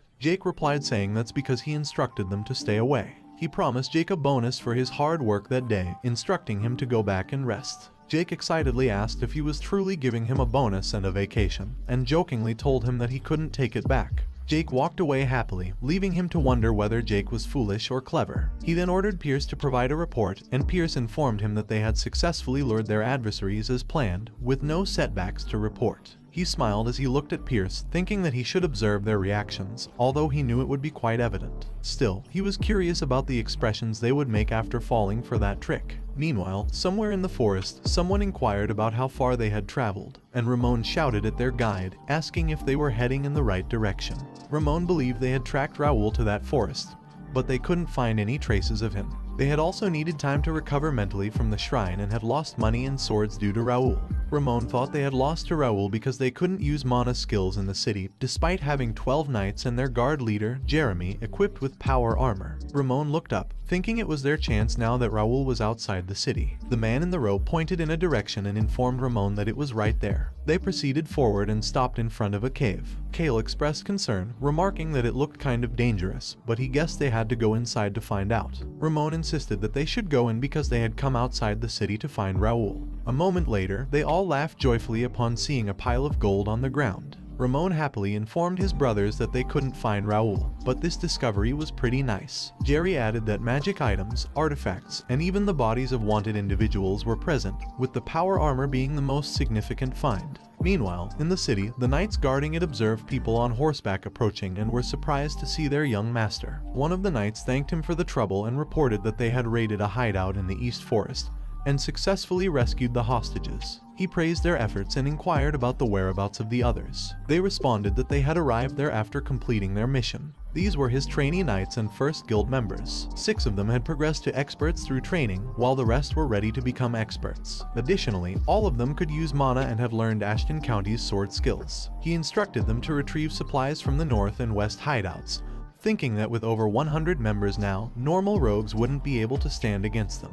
He then ordered everyone that they should go now, to which they agreed. Later, they reached their destination, and the knight guarding the area was astounded, asking if they were from Ashton County and why there were so many of them, observing them holding and carrying hostages. He inquired of the knight on the ground if he was the captain, and the knight confirmed it. The captain explained that they had guided the civilians there as per his request, earning praise from him. The worried civilians asked if Raoul was the one who had rescued the hostages and hoped to finally reunite with their children. At the front, Nakia was relieved to see Nikki in Raoul's arms, and Raoul kindly assured her that Nikki was right there, causing Nakia to express her gratitude repeatedly. He informed Nakia that Nikki was currently in poor condition and that they would need to provide her with treatment at the mansion. He then called Bernard, who informed him that a priest was already at the mansion. He glanced at Nakia, contemplating how he had saved the lives of many who were destined to die and had altered the future of an alchemist consumed by vengeance. He wondered if Nakia's path to becoming a grand alchemist might be different now, and the items and potions she had created might not come to exist in this world.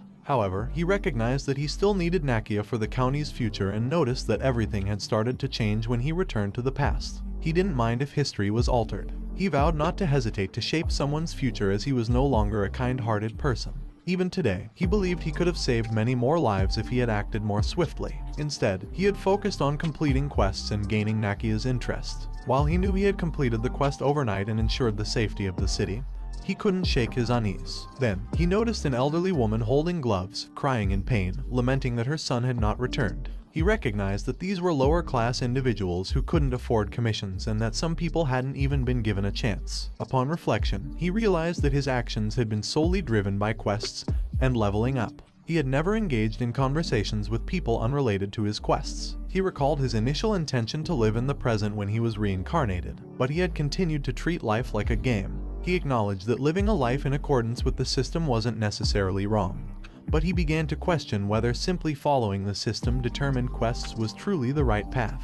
He realized that he had been making plans based on the perspective of the player-based Doyon, but wondered if this approach limited his horizons and options. He felt that if he didn't discover something unique that only Raoul, as a nobleman of Connect, could do, something beyond what a player could achieve, he might repeat the failures of his past. He turned to Philip and asked if he could see the disheartened people standing there and provide him with their personal information and circumstances. Philip inquired if he meant all of them, to which Raoul replied in the affirmative. He then instructed Philip to offer consolation money to those who had lost their families or had their families kidnapped, as well as to help them find jobs. Raoul felt sorry for adding more work to Philip's plate when Philip had originally come to fight. Philip commented that it was unexpected, remarking that Raoul usually only got involved when it benefited him. However, he reassured Raoul that the others wouldn't refuse the request, so there was no need to worry. Philip then shifted his gaze toward Jake, implying that there might be someone who would decline. This remark annoyed Jake, who asked Philip why he was looking at him when he didn't mind doing good deeds either. Jake then asked Raoul if he was going to give him some time off. After providing financial support to the grieving individuals, they walked away, expressing their gratitude and wishing Raoul a long life. Raoul patted his horse, considering that the support from Mira's citizens would be valuable when dealing with other guilds. While it had all been calculated, it felt like killing 2 birds with 1 stone since the citizens appreciated it. He also thought it would be a good idea to stay in the area a bit longer to level up and gain practical experience. They conversed with the civilians, unaware of a man behind them who was observing Raoul with a smile. The following day, in the main castle in Mira, Reynaldo expressed his gratitude, acknowledging that Raoul had alleviated many of his concerns. Raoul humbly replied that even without him, he would have resolved the situation.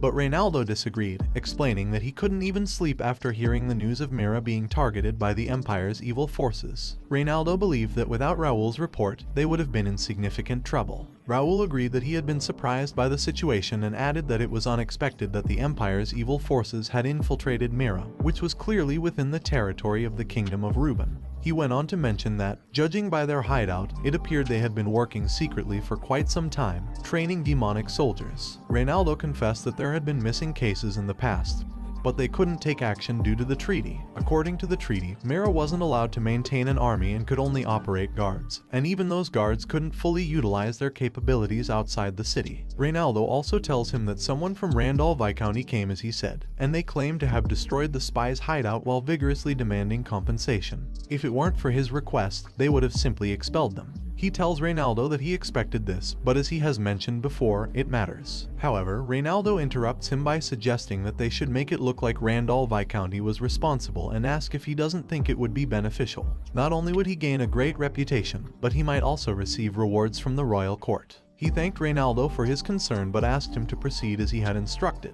Reynaldo tells him that he is being overly cautious and not having fun for his age, but assures him that he will handle the matter well. He knows that taking care of the Empire's hideout will be the Randall bastards' contribution, and it will be their responsibility to attract the Empire's attention as well. Then Reynaldo tells him that he doesn't know what he should give him as a reward, and he doesn't think money will be enough. He asks him what he wants because he is willing to grant him anything, making Reynaldo think that he's finally hearing something he wants to hear. He tells Reynaldo that he'd like to ask him for a favor. Then he mentions that he heard about Reynaldo's mansion having a study with a collection of valuable books. He asks if it would be alright for him to take a look at those books. Reynaldo tells him that it's no trouble and he should feel free to explore. He even offers to let him take one of the books with him. However, it seems like it won't be enough, so he tells him he'll show him the secret treasury and allow him to choose one item as a gift. He thanks Reynaldo for his generosity and notes that, as expected, he is very cool. Reynaldo excitedly mentions that he gives generously when necessary, but some people call him stingy, leaving him wondering why Reynaldo is showing off when he has to give him a reward anyway. A moment later, he arrives at Reynaldo's library, and the butler tells him that he will leave him be, encouraging him to explore at his leisure. He wonders if this is the place and decides to pick one of the books, thinking that they may appear to be miscellaneous books but are actually a marvelous treasury of skill books. He opens one of the books, and the system asks him if he would like to acquire the B-rank skill book, Thunder Pierce. As he looks around, he can't believe that all the books in the library are skill books, and he feels satisfied just by looking at them. He realizes that there's no guarantee he can come here again, so he carefully searches for the book he wants. Then he notices a subtle light coming from a book on the top shelf, so he knows he must take a look at it. The system shows him that it's a study of ancient rituals, spells, and instructional methods for mental cultivation. He grabs it from the center, noting its lengthy title, and when he opens it, the system reveals that it's the Quercus Meditation Art, Grade S. This meditation art is exclusively for psychic ability users, providing a 24-hour automatic meditation effect and enabling mental training. The description explains that it was used by ancient psychics to cultivate spiritual power, and allows purification of the soul through communion with nature and mental imagery space. There is also a popular belief that meditating near an oak tree increases efficiency. He was excited that he had found a meditation method exclusively for S-level psychics, and was happy that he could finally get his hands on it now. He remembered that in his previous life, even with only a B-rank meditation art, he, Bidoan, had managed to reach the top rank in the early stages. However, later on, he was pushed out of the ranked position due to insufficient spiritual power capacity. By the time he tried to find a better meditation art, the path to obtaining skill books had already been blocked by large guilds and other rankers. Originally, skill books related to superpowers had the worst drop rates, and related information was also very limited. But after some time, information about the Quercus meditation art was revealed. According to a flame magician ranker in Japan, Sakata Shichisa, the mayors of the starting cities were hiding one S-rank skill each. Among them, the superpowered skill he had acquired was in Mira's library. He also remembered that he had obtained an S-rank skill book in the starting city, Ignit, in his past life. It was a magician-only skill, so it was useless to him. However, this time was different, and the effects of the meditation method stacked up, so he wouldn't run out of spiritual power this time. Additionally, psychic abilities might not seem significant in the beginning, but as the level increased, the power and range of use greatly expanded. With sufficient spiritual power support, it would be much easier to increase his proficiency. If he could return to the level he had reached in his previous life before a full-scale war with the Empire began, he would be in an excellent position. He excitedly looked forward to that day. Later, in the underground of Reynaldo's castle, he looked at the moderate mana ring he had chosen from Reynaldo's treasury and thought that there were much better items in his hometown. He asked himself if he should undertake some personal reorganization that he had been putting off until now. He knew that he had completed all 70 quests he had gathered in one night and obtained skill books below C rank, as well as rare grade items. Additionally, he had amassed 50,000 player-only coins. He opened his status window and saw that he was currently at level 55 with strength of 66, agility of 67, stamina of 65, intelligence of 58, willpower of 71, mana of 70, spiritual power of 72, and senses of 71. His unique traits were Skill Collector Grade X, Developers Analyzing I Grade X, Psychokinetic Meister Grade S+, Royal Lineage Grade A, and an Unknown Trait Grade X. He noticed that all of his body's stats had surpassed 65 in just 1 month, and even his mana and spiritual power had exceeded 70, indicating that he was now quite skilled. He knew that superhumans, known as sword masters or high-tier psychokinetics, typically had stats around 90. In his previous life, he had even reached 90 in willpower and senses. So, he made a vow that in his current life, he would raise all his stats to 90, and if the opportunity arose, he would strive to become the first player to achieve 100 in stats. It might sound like a dream, but he believed he had many opportunities in his current life. For instance, his Rignator Power Armor was currently in Grade B.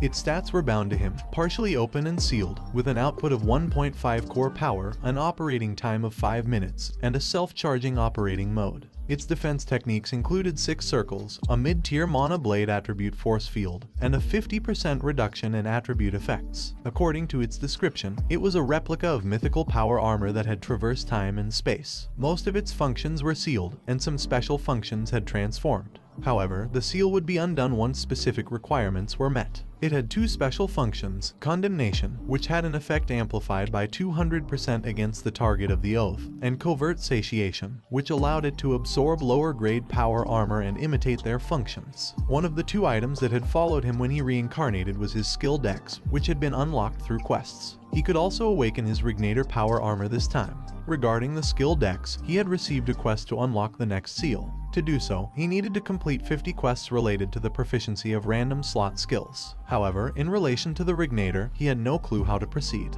It was likely because the current output was challenging to handle. Then he realized that he had unlocked a new unique trait, Developers Analyzing I Grade X. Its effect allowed him to borrow the developer's vision and steal information related to the system.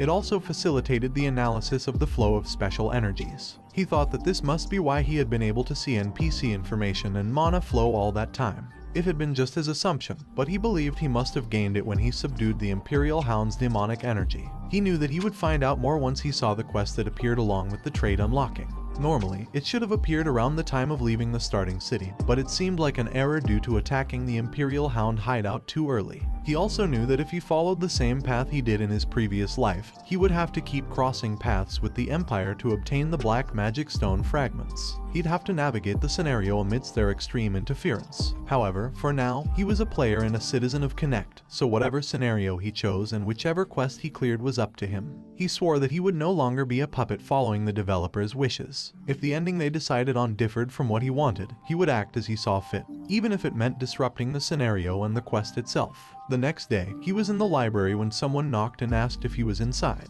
Then Bernard reported to him that Nikki had regained consciousness, and Nakia would like to meet him.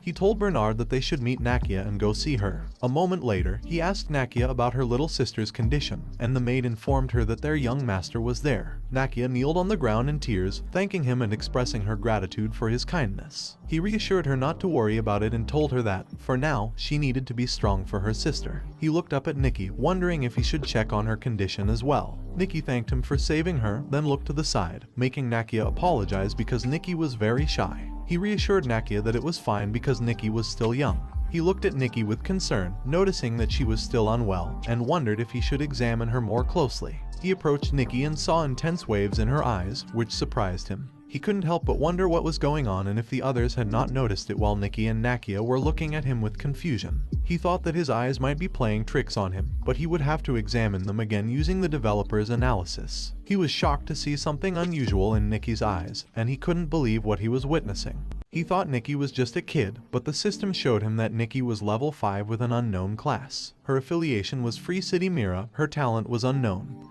and her potential talent was grade SS. Her strength was 5, agility 3, stamina 3, intelligence 60-30, willpower 65-25, mana 62-61, senses 52-45.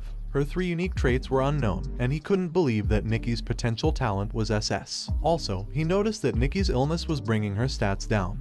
But he wondered what if he could cure her illness and bring out her true stats, making him say that he couldn't even imagine how powerful she'd be. Nakia worriedly asked him what was wrong, making him snap back to reality and reply that it was nothing. However, he knew that he'd have to look more into it for Nikki. A few days later, he was in the library and looking at the documents while thinking that he had all the papers he needed, and he was almost done with Mira. Also, everything was going well because they found more rogues and slave traders and rescued 50 more people. So now, Mira was the safest place, and the guild house construction was done, with some members living there now. Many civilians they rescued were willing to work for them, and there were many talented workers, so he was confident in every aspect. The only thing left was Nakia. Then Bernard informed him that he was opening the door, and Nakia entered shyly. After they were seated, he asked her how Nikki was doing, and she replied that Nikki was doing much better thanks to the priests, who were working hard, and thanked him again. He told her that it was nice, but he knew that Nakia was just saying it. Nikki's condition had not improved, and it was something they couldn't heal with divine power in the first place. Then he explained to her that he asked to see her because he wanted to talk to her. She replied that she understood and asked him if it was true that he was leaving today because she hadn't been able to properly thank him yet.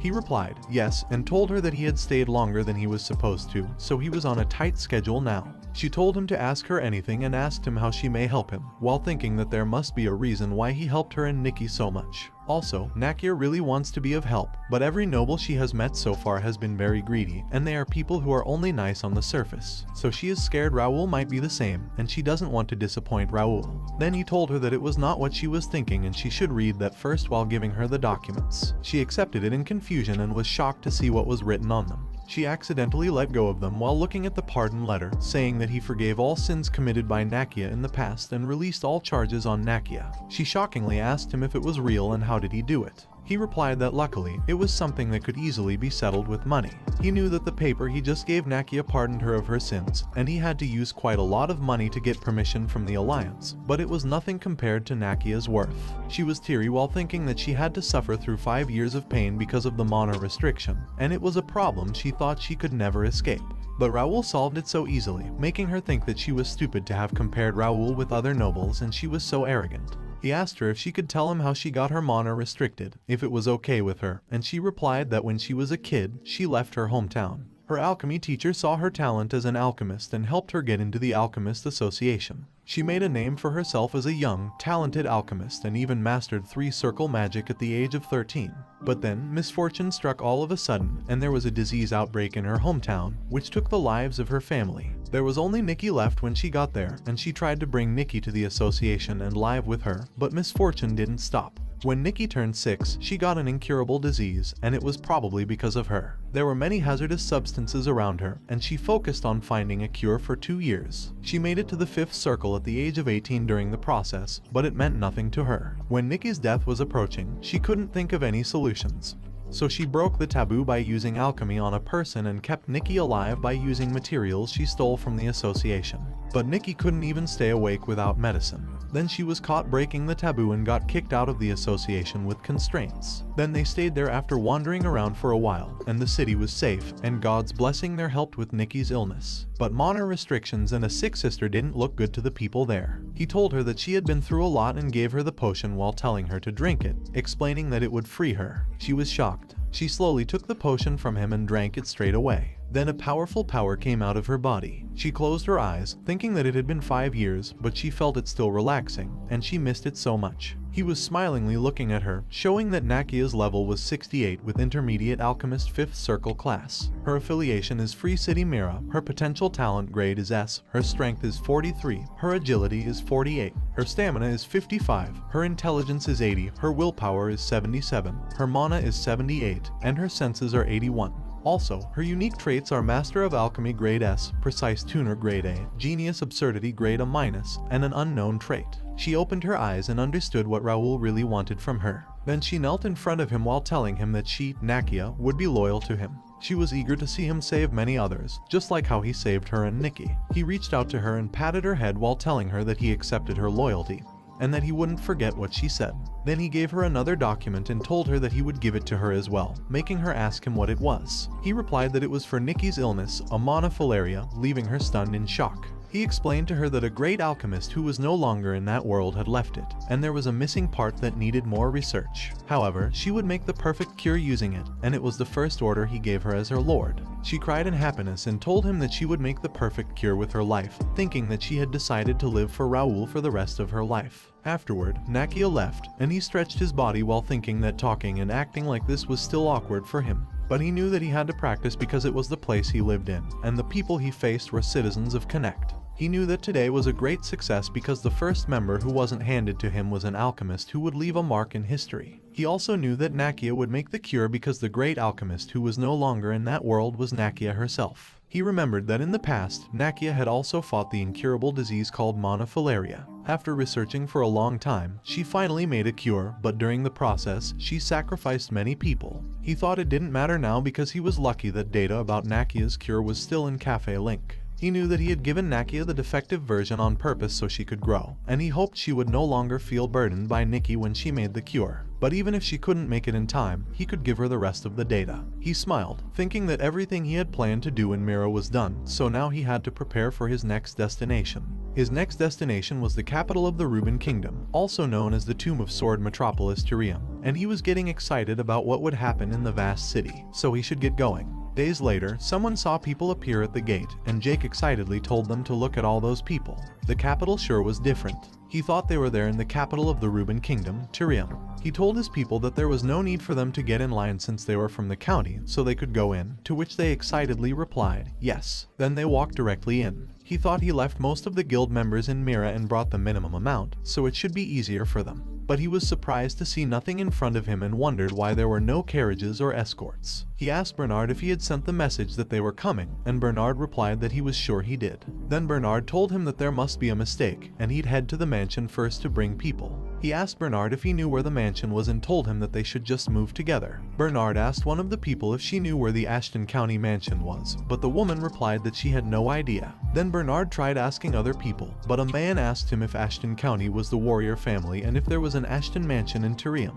He told Bernard to try looking for it in the Noble District. When they arrived at the Noble District gate, the Noble District patrol apologized to him because they had never heard of an Ashton County mansion in the Noble District, so they couldn't enter. He didn't expect his family to be popular, but he wasn't expecting this. Suddenly, Jake shouted at the patrol that soldiers were dying while stopping monsters at Ashton County, and they were asking where Ashton was. He asked them if they didn't even know who was maintaining that peace. He knew that civilians not knowing about their family made sense because it was far, and his father rarely visited the capital. But he wondered if there was no one who even knew of the mansion's existence. He remembered that he had heard there was a huge mansion there for exchanges with nobles and royals. He thought it was inconvenient and asked Bernard if he could head to the office and find the address, to which Bernard told him to leave it to him. A moment later, one of the patrol asked him if he was sure it was the paper because he was sure that the address written on it was for Baron Gendar, making them surprised. He asked the patrol if it was really Baron Gendar and not Count Ashton.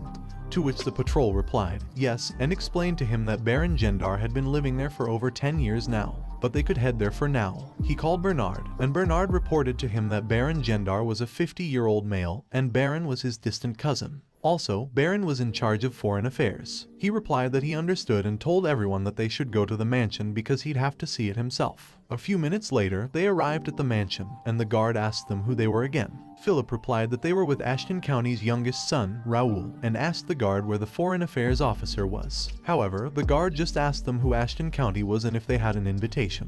Philip asked the guard what he meant by an invitation, but the guard asked him back if they had come to a party without an invitation and pointed to the side, telling them to wait over there because he would be back. He was pissed to hear that there was a party, and Jake shook in anger upon hearing this. Then Jake jumped off his horse and grabbed one of the guards, asking, "What the heck is happening here? Are they asking the owner to wait outside?" He told them that he didn't care who Baron Gendar was, but they should tell Baron to come out. The other guards shouted that there were intruders and whistled their instruments. However, the guards let go of their spears and ran away in fear, leaving Jake shocked. Jake asked them what had just happened and if they were running away.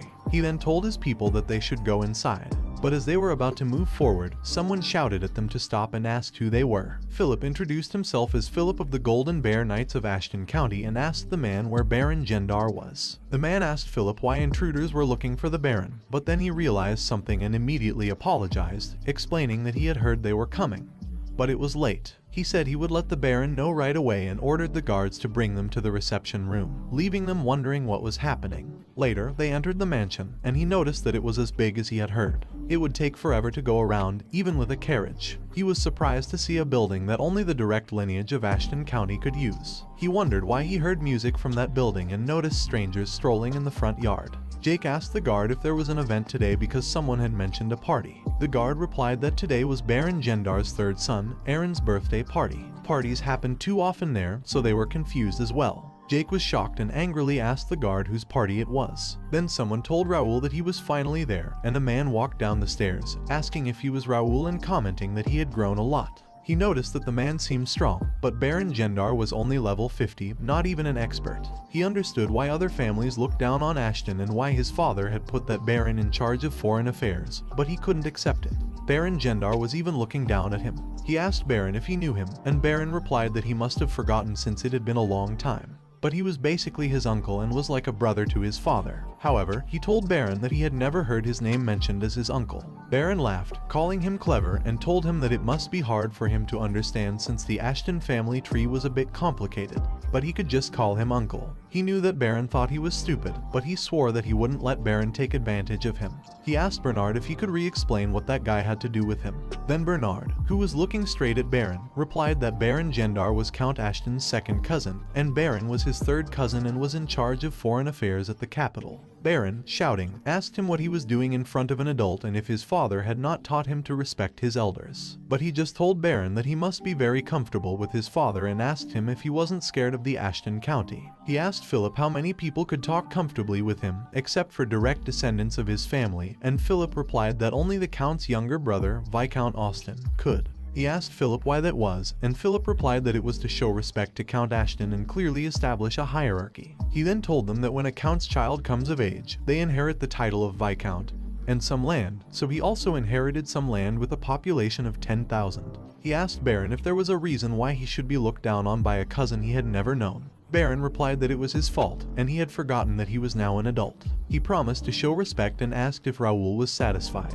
Raoul replied with a nonchalant whatever and thought that there was a lot for Baron to explain. He also asked Baron why he didn't explain to them what was going on there, but Baron replied that he wasn't sure what he was talking about. Philip asked Baron why there was no one to escort them when they had sent many messages about their arrival, and Baron replied that he had told them to send a carriage, but there must have been a mistake, and there were many guests today. Then he apologized to Raoul, but Philip asked Baron one more question. He asked why Baron was holding a birthday party for his son at the main building. Baron explained that they needed to have a huge party to show who they were, and it was all part of foreign affairs, so they shouldn't worry about it. He sarcastically asked what the guard knew about nobility, but Philip sighed, deciding to let it go for now because Raoul was there as well. Pierce handed a paper to Raoul, telling him that it was the invitation he found in the yard. Raoul showed it to Baron, pointing out that the party seemed to have no correlation with Ashton County, and all he could see on the invitation were the names and the symbol of the Gendar family. Baron fearfully replied that it was just an invitation and it was definitely a formal Ashton County's. Then Baron seriously reminded him that, as he had said, it was just an invitation, and he would like to stop arguing about the party because it was past his authority, even if Raoul was the young master. He suggested that Raoul could go argue about it at home.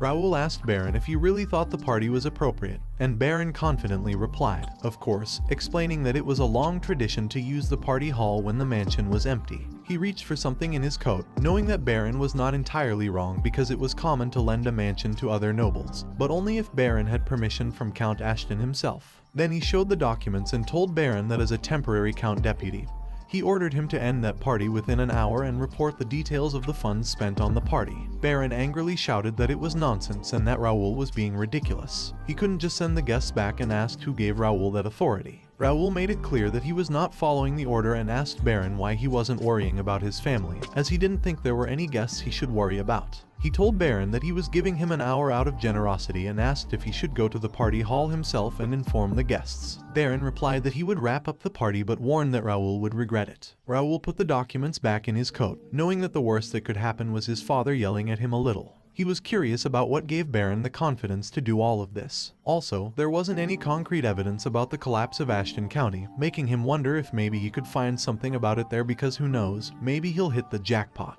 A moment later, he felt frustrated, knowing that the place they had escorted him to wasn't the main building but the mansion's annex. The man explained to him that the Baron had said, since the main building was crowded, he wanted them to prepare a quiet place for him. However, he knew that it was nonsense and turned his horse to begin riding while shouting that he didn't wish to hear it and that he was going to the main building. His people agreed and followed him. Later, in the main building, he furiously opened the door and asked if they were in their right minds. He clenched his fist in anger when he saw the Baron and the Baron's family inside, realizing that in the 3-story main building and office, only the Count and his family were supposed to stay. The entire Baron's family living there angered him. He asked Baron how he planned to explain this and if it was a Count family tradition for ministers and the like to dare occupy the Count's office. Baron fearfully replied that they were just borrowing it for a while, and he didn't even come there once a year anyway, so it was a waste to keep it empty. He pulled out his rapier while angrily shouting at Baron to get lost at once. He threatened that if they didn't empty the mansion by today, he would deal with them all, even if they were close family. Furthermore, he decided to strip the Baron of his position as the Foreign Affairs Minister, which shocked Baron.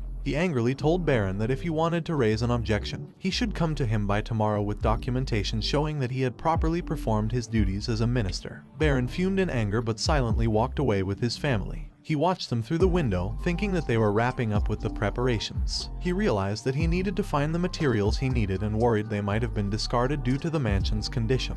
Fortunately, they were still there. Then he looked around, noticing that all documents related to the management and finances of the mansion were left in the office. He thought they must have been very complacent to think that nothing much would happen overnight. However, in his previous life, he had studied business administration and worked at a trading company. Bernard could be considered the best expert on mansion-related matters. Philip informed him that the Baron had left the mansion with his family. He asked Philip for confirmation because he couldn't believe it and if they had left quietly. Philip replied that it was a bit unexpected, but they had quietly left with only the necessary clothes. He told Philip to forget about it and asked if it wasn't obvious what they were thinking. He mentioned that they would return anyway, so there was no need to take all their baggage out. Philip asked if it would really be alright and if it wouldn't be better to give them time to slowly organize. He replied that it was better to quickly weed out the rotten parts and that it would be more efficient to confront Baron when he was looking down on them. He also knew that he must use that place as a branch of the first guild unit once he found a suitable location in the capital, and since it was his house, he couldn't have random individuals causing trouble inside it. Pierce told him that it seemed like the Baron had other backing, and he wondered if something strange would happen.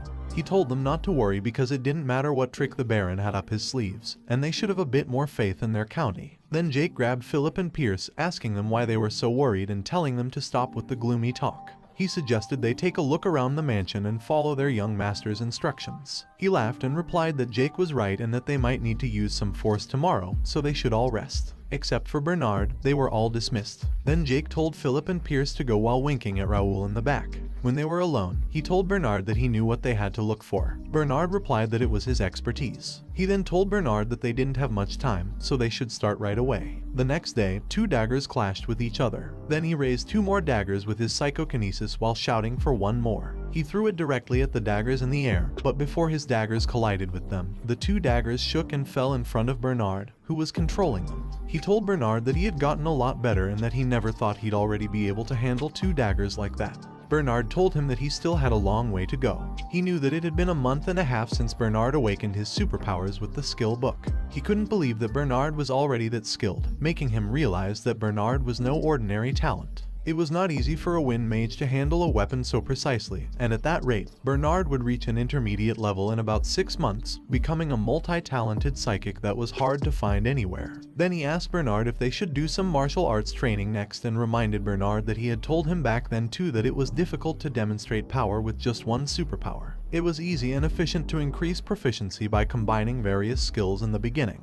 He asked Bernard if he was ready, and Bernard replied that he was. However, Bernard felt something and told him that it seemed like they had a guest. He couldn't catch up with the long-distance sensing ability of Bernard. He told Bernard that they should go and, as a host, he had to greet guests properly. Bernard replied that he understood and asked him if he would bring the things they had prepared yesterday, to which he agreed. He told Bernard to bring them all because he deserved to be rewarded for his hard work last night. Bernard wore his jacket, knowing that something always happened every time their young master made that face, and he hoped Baron wouldn't do anything foolish. On the floor of the building, Jake was surprised to see a lot of people and asked Raoul if he had buried a treasure trove or something because he didn't understand why there were so many people gathered there. Then Jake noticed that among the escort knights, some were exuding formidable vigor, and there were even soldiers outside the mansion too. No matter how he looked at it, it didn't seem like something their party could handle alone. He wondered if their young master Raoul had something else in mind. On the other hand, Baron was smiling arrogantly, thinking that things were going well for him and that the young master had taken the bait just like he had expected.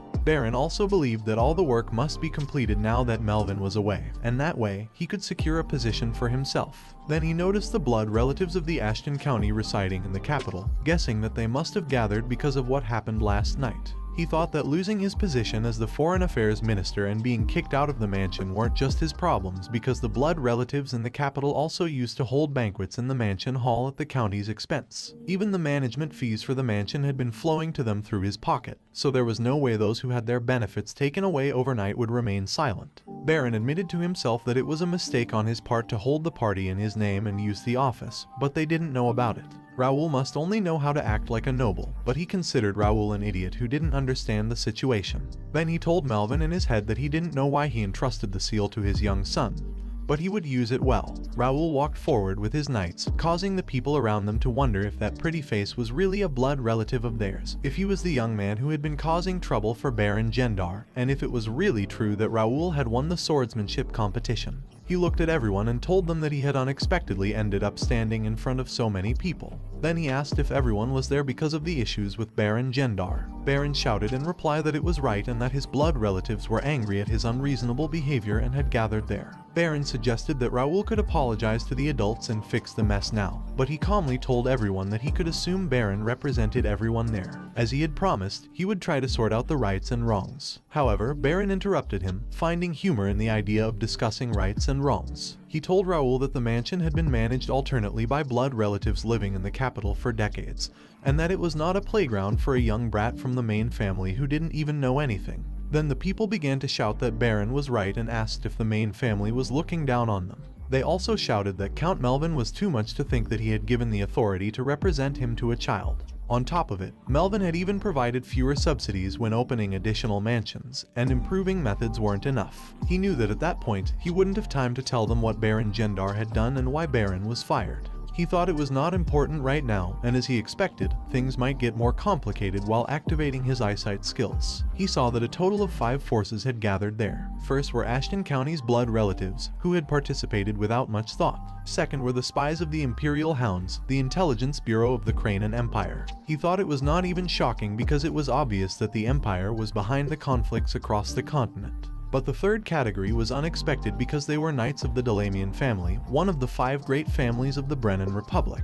The man in the front was named Graham, 45 years old, on level 88, with a job of Knight Advanced Sword Expert. He belonged to the Reuben Kingdom, Baron Han of the Brennan Republic, and the Delamian family. Graham's nickname was the Red Executor. His potential ability was his strength was 82, his agility was 72, his stamina was 84, his intelligence was 62, his willpower was 68, his mana was 71, and his senses were 76. Also, his unique traits were Tireless Body Grade A and Melee Specialist Grade B.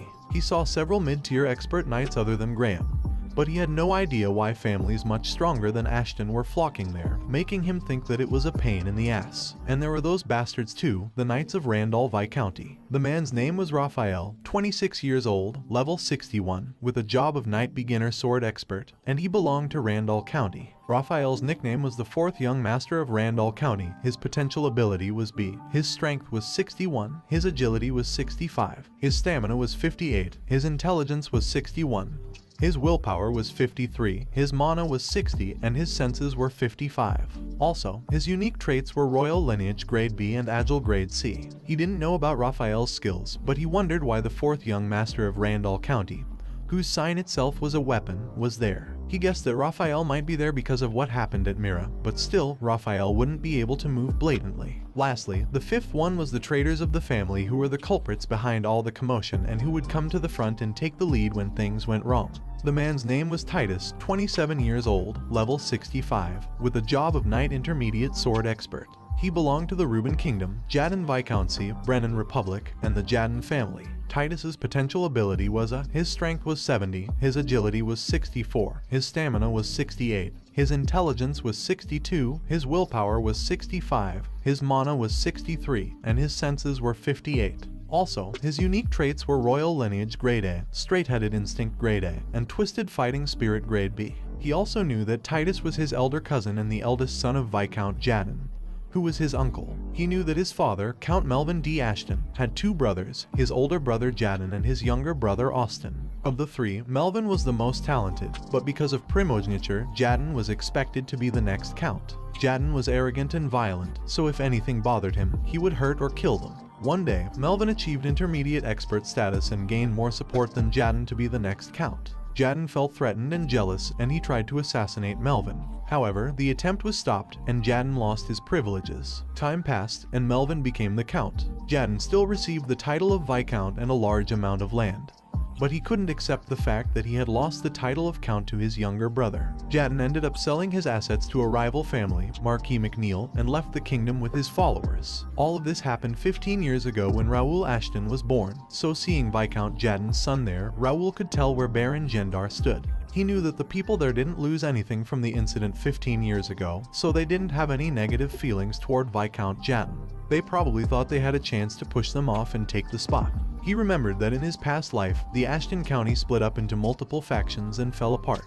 He guessed that maybe they made the right choice, but that only applied if he wasn't there, and he swore that he'd teach them they had made a big mistake. He signaled to Philip, to which Philip nodded in agreement while he thought that he knew what was going on there, so it was time to make his move. Then Philip struck the stainless drum, creating a loud sound that made everyone silent in shock. He told them that he had heard enough from them and that he would like to say something now. Then he called Bernard and Pierce to hand out books to them, and Bernard and Pierce began to distribute books to everyone in the room. The people looked at the books confused and saw that the book title was a report on the management and financial operations of Count Ashton's estate with attached evidence and investigation materials regarding Baron Jendar's embezzlement and misappropriation. The people began to open the books, and all of them were shocked, including Baron, who was shaking in anger. Then Baron slammed the book hard on the ground while shouting that it was not real and it was a fake. However, the people thought the book seemed legitimate, though it was hard to believe. Baron angrily told him that he had come there yesterday, yet he claimed to have done all of this while he was there. But he just smiled and asked everyone if they should have some real talk.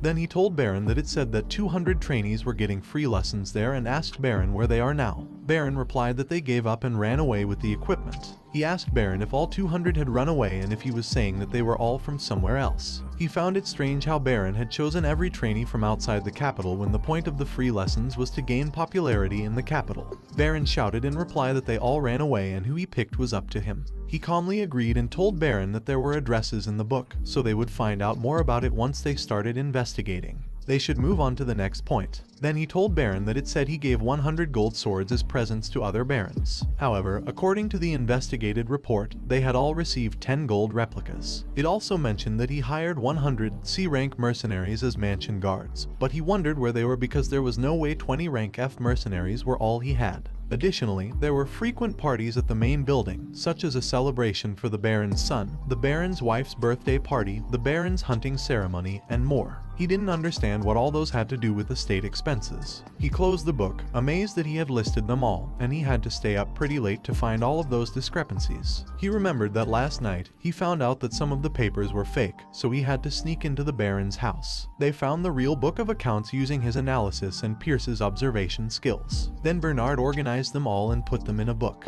He used his document copying skill to make multiple copies, so everyone there should now know how much the Baron had embezzled until now. Then he asked everyone if they could see that it seemed like more than half of the estate expenses had been embezzled and if anyone disagreed with firing Baron Jendar. However, no one spoke a word. Then Baron clapped and shouted that it was amazing. Then Baron angrily told him that he really amazed him and asked how long he had prepared for it, if it was 1 year or 2 years. He told him that he was a really cunning person. He sighed, wondering what Baron was trying to achieve now, and Baron grabbed the book while asking everyone if they sensed something fishy about it.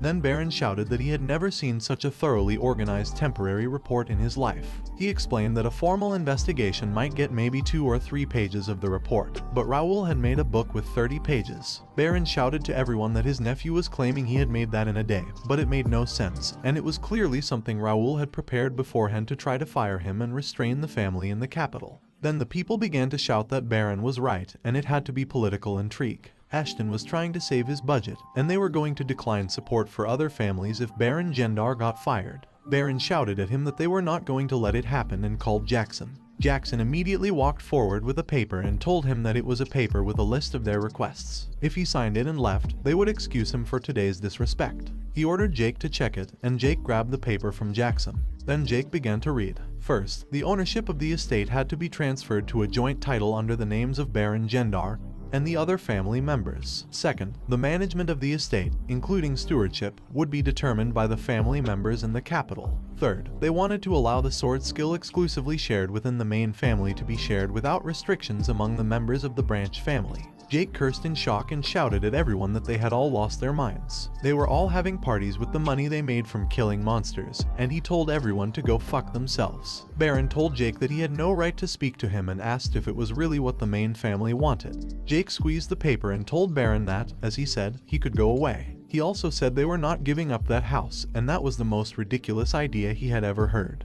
Baron grabbed something from his coat and pointed his dagger at Jake while asking how he dared to insult them. Then Pierce and Philip pulled out their weapons, and the other knights on Baron's side drew their swords too. The two sides pointed their weapons at each other. He ordered Jake to stop, and Jake immediately threw the paper. Baron couldn't believe that Jake didn't care that he had pulled out a knife, but he knew that Jake had only pulled it out to threaten him. Those three right there were the best knights in Golden Bear, so he stood no chance. Baron told him that Jake had insulted them, and if he didn't execute Jake and apologize, he would consider him the same.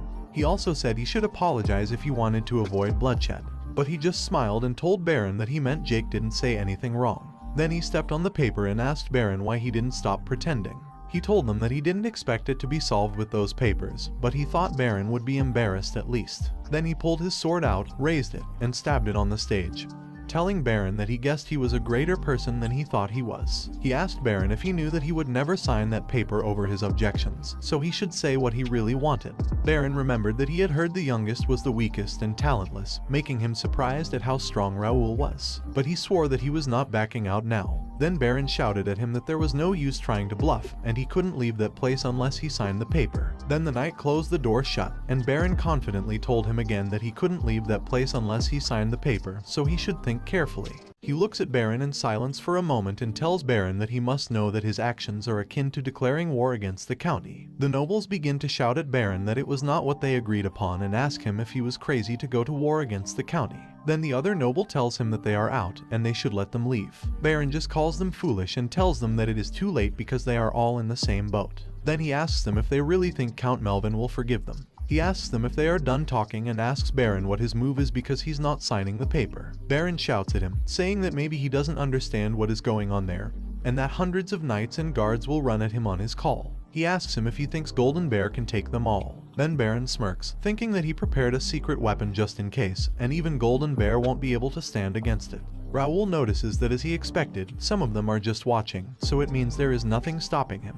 Then he asks Baron, so what? While pointing his sword at him, making Baron wonder why Raoul is so confident when he thought he could threaten Raoul with the armed soldiers. Then Baron looks back, knowing that the secret weapon he prepared is the last resort and thinks that if he uses it, it is going to be war. Then he takes out the badge, knowing that he'll have to use it, and it would be easier if Raoul were as weak as the rumor said. Then he shows it to everyone while shouting insults at him with fake documents and disrespecting him in front of many people. He'll find justice. Then Baron throws his badge toward him while calling his full name to request proof of lineage. The people whisper that it was the dual request they could only use once in a lifetime. It was the only way to fight against the superiors, and the opponent was his nephew, which is very forced. He asks Baron if he is serious and why would he accept his request. Baron tells him to consider it as his last mercy and that it will be better than having his seal taken away forcefully. Then he continues by telling Baron that next, he'll get the honor of taking away his nephew's seal through an honorable duel. Baron angrily tells him to decide, and if he declines, he'll have to use force. He thinks for a moment while Baron thinks that he knows his answer even though he acted all strong. He asks Baron what the conditions are and tells Baron that he assumes he was not the one dueling.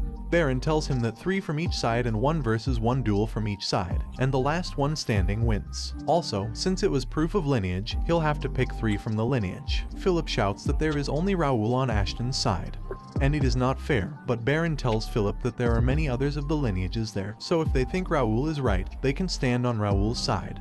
And it's not his responsibility if no one stands by Raoul. Philip is about to attack Baron in anger, but Raoul stops him and asks Baron what the bet of the duel is. Then he tells Baron that he'll sign the paper if he loses and asks Baron what he is betting. Baron replies that he didn't think it mattered and asks him if he wants anything from him. He replies that it was a fair duel, so the bets should be fair too, and if he wins, he'd take every family's house that has signed the paper, making the nobles unable to believe it. Then he tells Baron that if he doesn't agree, there is no duel and asks Baron what he says. Baron wonders what he is thinking, knowing that it will only make the other families stand against Raoul. But it is not bad for him, and if he can't get Raoul to sign the paper, those houses are meaningless. So Baron tells him that he agrees and asks him if he is accepting the duel. Philip tells him that there are different ways to do it, and he knows that Philip is right.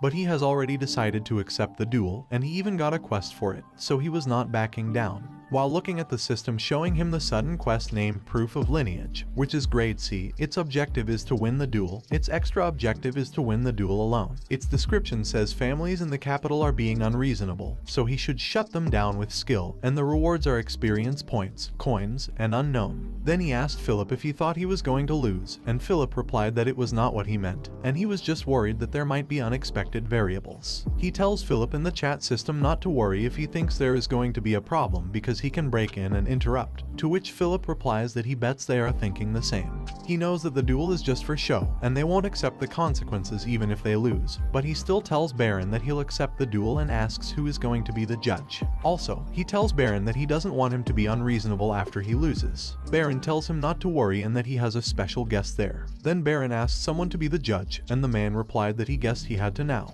The nobles look at the man wondering who he was and if he was not a guard. Baron introduces the man known for his sword and character in the capital, the rising star of Reuben Kingdom, Raphael D. Randall, the Randall Viscounty's 4th son. The knights pointed their swords at Raphael while the nobles asked why Randall's son was there, and Jake called Randall scumbags. Raphael laughingly tells everyone to calm down and explains that he was only there because he was invited and he came to greet Raoul, but he didn't expect that fun and clarified that he meant a tragic event to happen. He tells Raphael that he believes he will be a fair judge, and Raphael replies, "Of course." Then Raphael called the representatives to stand in the center. He looked around, and as he expected, no one was standing by his side. But he thought it was good for him because he didn't have to decide which one was the better garbage. Then Raphael tells everyone that they should begin the first match and calls Gendar family's 3rd son, Aaron. Aaron thinks Raoul screwed over his party and believes Raoul was the weakest of Ashton. But Raoul was all confident about winning a countryside tournament, so Aaron swears that he'll make Raoul beg. Raphael shouted that the duel started, and Aaron immediately jumped toward him, then launched an attack while telling him that he was done. However, Raoul just used his detection eyesight and attacked Aaron. Raphael raised his hand and shouted that the winner in the first round was Raoul, making everyone shocked that Aaron was down in one shot, while the others asked what happened because they didn't even see it. Baron shakes in anger and calls his son Aaron stupid because he lost his chance to regain their family's honor. Raphael asks if they should start the next match, and Raoul nods his head in agreement. Then a man tells Raphael that he'll go, and Raphael sees a man with long earrings, knowing that the man's name is Baron Kespi, one of the decent swordsmen in the capital, making him excited for the next match. Kespi tells him that they should start right away and attacks him immediately, but Raoul blocks it using his sword. Kespi raises his sword shakily and tells him that his basics were nice. Then they attack and block each other using their swords, while Kespi tells him that he is very steady and his reflexes are on point too, making him understand why Aaron lost in one strike. Kespi furiously lifts up his sword while thinking that it is not something he should use against a kid 20 years younger than him, but he also has a lot on the line. Then Kespi activates his bear strike skill and tells him to take it. Kespi attacks him with it, causing a loud explosion.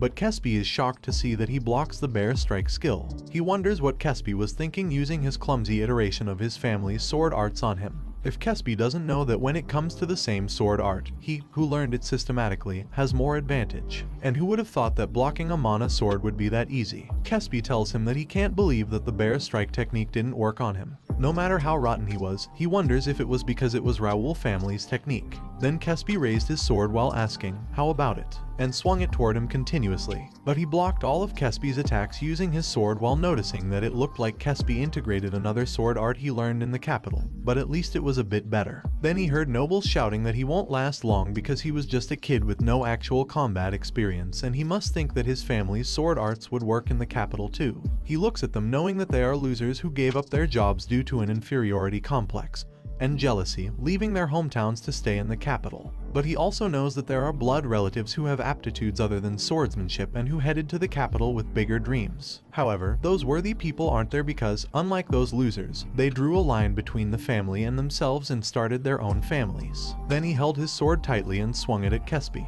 He tells Kespi that it was such a pity and if he had delved more into the family's sword art instead of trying to make an amalgamation of different sword arts, he might have overcome the wall. Kespi angrily asked him what a young brat like him knew to be blabbering like it and furiously shouted to him that he couldn't think he was advising him who had been mastering the bear crush for the past 15 years, calling him arrogant. Then Kespi attacked him with the Tempest Wolf technique, and a huge wolf appeared in front of him, ready to attack him. The nobles excitedly shouted that Kespi must have learned master sword arts while in the guard troop, and Kespi would really win this time. But when the wolf technique was near him, he glared at it and slashed it in half, making Kespi shocked. Then he ran forward to attack Kespi and tells Kespi that what is important isn't what kind of sword art he learned, but it was how well he learned that sword art. Kespi forwards his sword to block his attack while calling him a fool and asking him if he thinks he can fight him with such a basic sword form. His sword was near to stabbing Kespi, but then he speedily got down and hit Kespi's leg.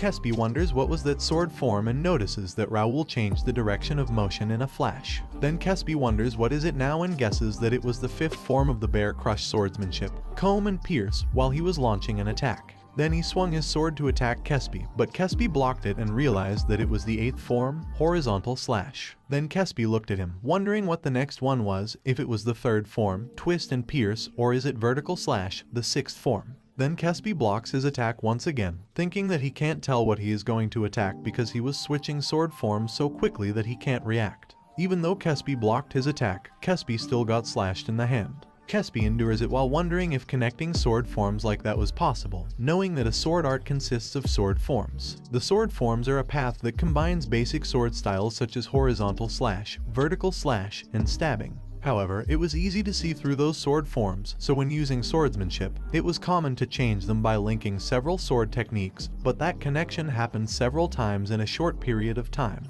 Moreover, it was so perfect that it was unpredictable, making him wonder if it was the difference in talent. Then Kespi shouted in pain when Raoul hit his hand deeply, making him let go of his sword on the ground. Raoul pointed the tip of his sword at Kespi's neck and told Kespi that just the standard combination of sword forms was enough. Then he asked Kespi if he still thinks that the family's sword arts are lacking after this. Kespi called him a monster bastard and collapsed on the ground on his knee while telling Raoul in his mind that if he has that level of visual acuity, reaction speed, and judgment, the sword arts aren't important. Then Kespi collapsed on the ground. Then Raphael shouted that Raoul was the winner. The nobles couldn't believe that Kespi had been defeated and told Baron that the situation was getting weirder there, and they definitely heard that Adrian hadn't learned swordsmanship properly. Baron told everyone not to worry because Raoul is just a young kid at the level of a sword user and asked if doesn't everyone know who the last contestant was. The nobles cheered that if it was him, no matter how amazing the family's sword arts were, that's all they were. Then Raphael told everyone that he was calling the last contestant to the front and thought that it was pretty entertaining because he gets to watch those Ashton bastards, who are such a thorn in their eyes, eat away at their own flesh. He'd like the little kid to lose, but honestly speaking, who wins has nothing to do with him.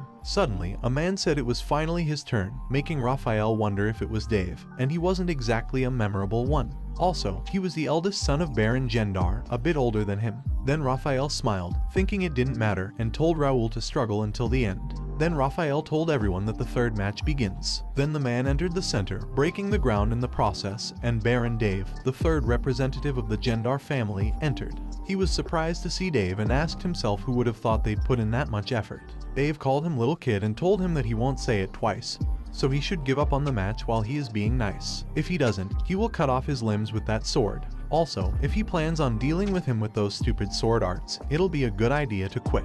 The nobles cheerfully told everyone to look at that clear mana blade of Dave, and as they expected from Dave, experts are certainly different. He told Dave to stop saying useless nonsense and bring it on.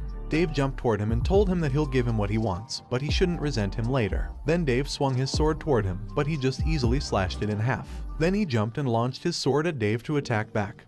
But Dave blocked it and swung him away, making him push back, while Dave told him that he was so good at attacking while making noises and asked him why he didn't keep it up. He looked at Dave's mana blade, wondering if the physical increase was that much, and wondered how long the effect would last while he continuously blocked Dave's attacks using his sword. Then he noticed something, and as he thought, it didn't last long while looking at Dave's mana blade that slowly decreased. Dave swung his sword backward to get force and asked him if he was just going to keep blocking, making him surprised. He managed to block Dave's attack, but he still got hurt, and he noticed that it had cracked his blade. He knew that if the user's intermediate mana sword collides with an expert's mana blade, an average sword is bound to break. But as he thought, it wasn't a real mana blade, and now that he had seen everything, he wondered if he should wrap it up. Then he jumped, making Dave surprised, and appeared beside Dave, calling Dave a fake expert and an Empire's dog. Dave raised his sword to attack him while calling him arrogant, but he just swung his sword forward to counter-attack.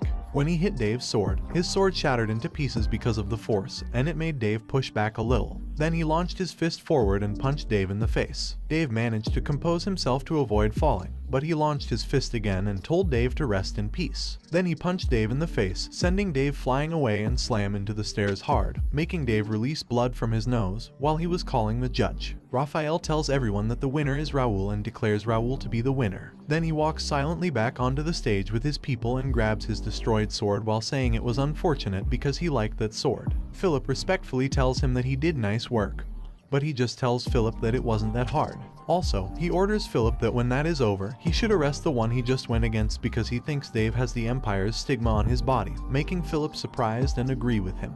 Then he tells him that Dave's movements also seemed unusual from his perspective.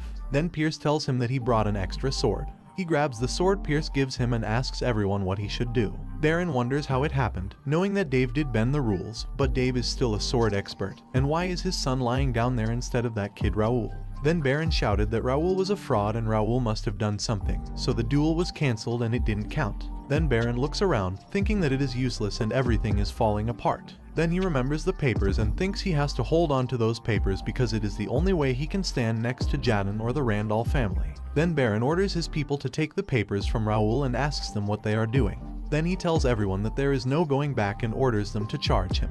He smiles because he expected it and tells his knights that they should play along with them for now, making Jake excitedly shout that he was waiting for it. Suddenly, someone shouted to the enemy not to go near Raoul. He looked at the people in front of him, thinking that it was unexpected, and the servants there were supporting them. Then the fight begins. The nobles on Baron's side fight with the servants of the mansion, which is on Raoul's side. He knows that he has to figure out what is going on, and then the system pops in front of him, making him understand that it seems like he stumbled into an unexpected treasure. Baron called the servants inferior vermin and asked them how dare they stab them in the back, and if it was how they returned their favor. But one of the servants asked Baron what he meant by favor when he was the one who took away the donations meant for them, and they hated the county only because they didn't know he was the one stealing it. Also, if it wasn't for Raoul, they would have been enslaved by him forever. He knows that those are the people who were recommended by Ashton County to enter the Royal Academy. They did well in the coming of age tournament and received a scholarship from the county to attend the academy. Since the academy's dorms are closed during the break,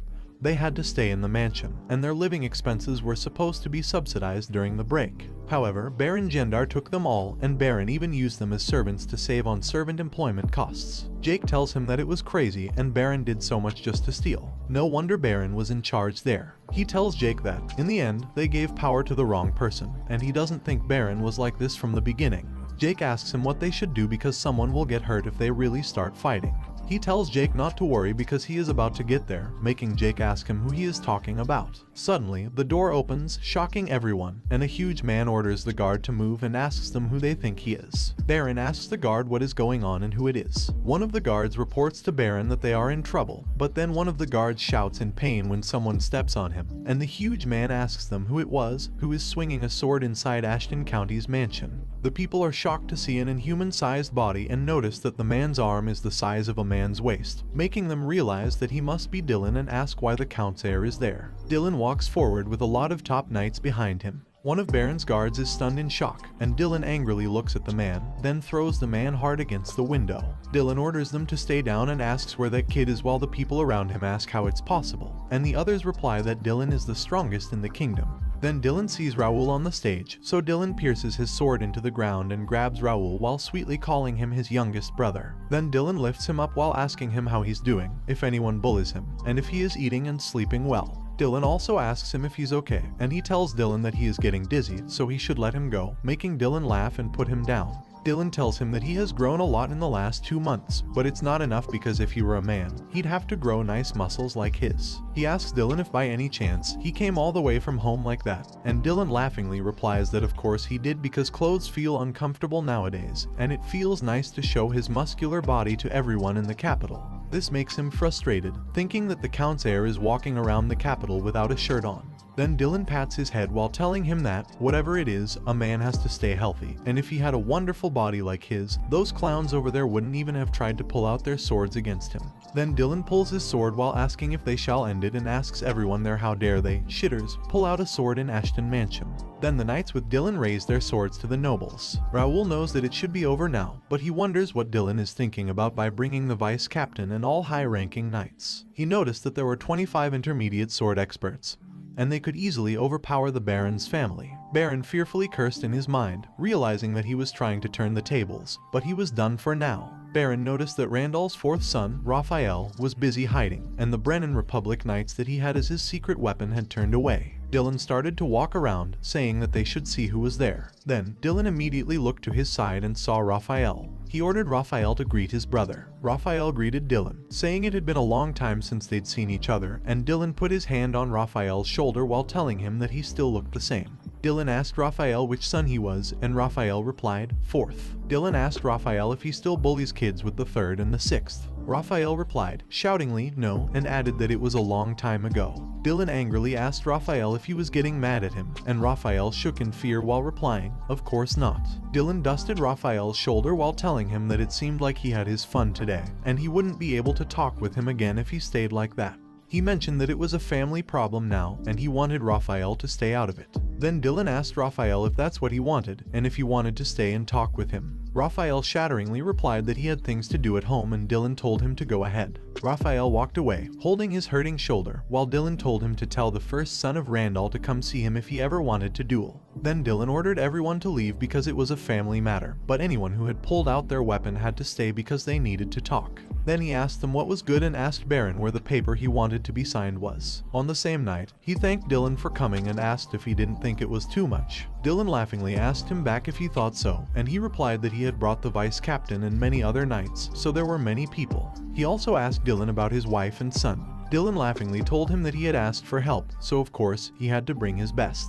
He also told Dylan that he still thought it was too much, and he had contacted him late last night, so Dylan must have hurried to gather everyone and come to the capital. Dylan told him that he knew why he did all of it and asked him why he thought their father gave him the stamp. He then told him that it was easier to sort it out because he came. He knows that Dylan was right, and if it wasn't for the heir coming there, it would have been much harder. Dylan got there very quickly through the portal. He thought it must have cost Dylan around 3,000 gold coins to get everyone there through the portal, but he decided to stop thinking about it.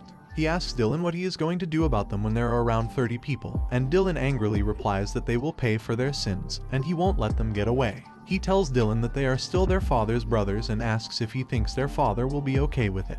Dylan smilingly tells him that their father didn't say anything, so it's their chance to get rid of them. They've forgiven them for so long, and their funds grew scarce because of them. He noticed that it seemed like it was Dylan who planned it, not their father. The cafe link also said Dylan Ashton is very political and good at calculations, making him think that with brains along with brawn, Dylan was definitely overpowered. Dylan patted his head while telling him that he didn't look good and asked him if it was because he might kill them. He then tells him not to worry because he was just going to cut their funds, and he was proud of him for doing good work today. He tells Dylan that he didn't do anything and he just ran straight at them because they were being annoying. Suddenly, Dylan hugged him sweetly while shouting that he was a cutie and asked him what he meant by doing nothing when he came up with the report and beat them in the duel. He tells Dylan to do it to Livy instead because he is a full-grown adult now. Dylan shakes him while telling him that he wants to do it to Livy, but his sister-in-law doesn't let him touch Livy. He wonders why, when he is Livy's father, but he doesn't think Dylan will land those big hands on Livy anytime soon. Then he tells Dylan that he has something to tell him.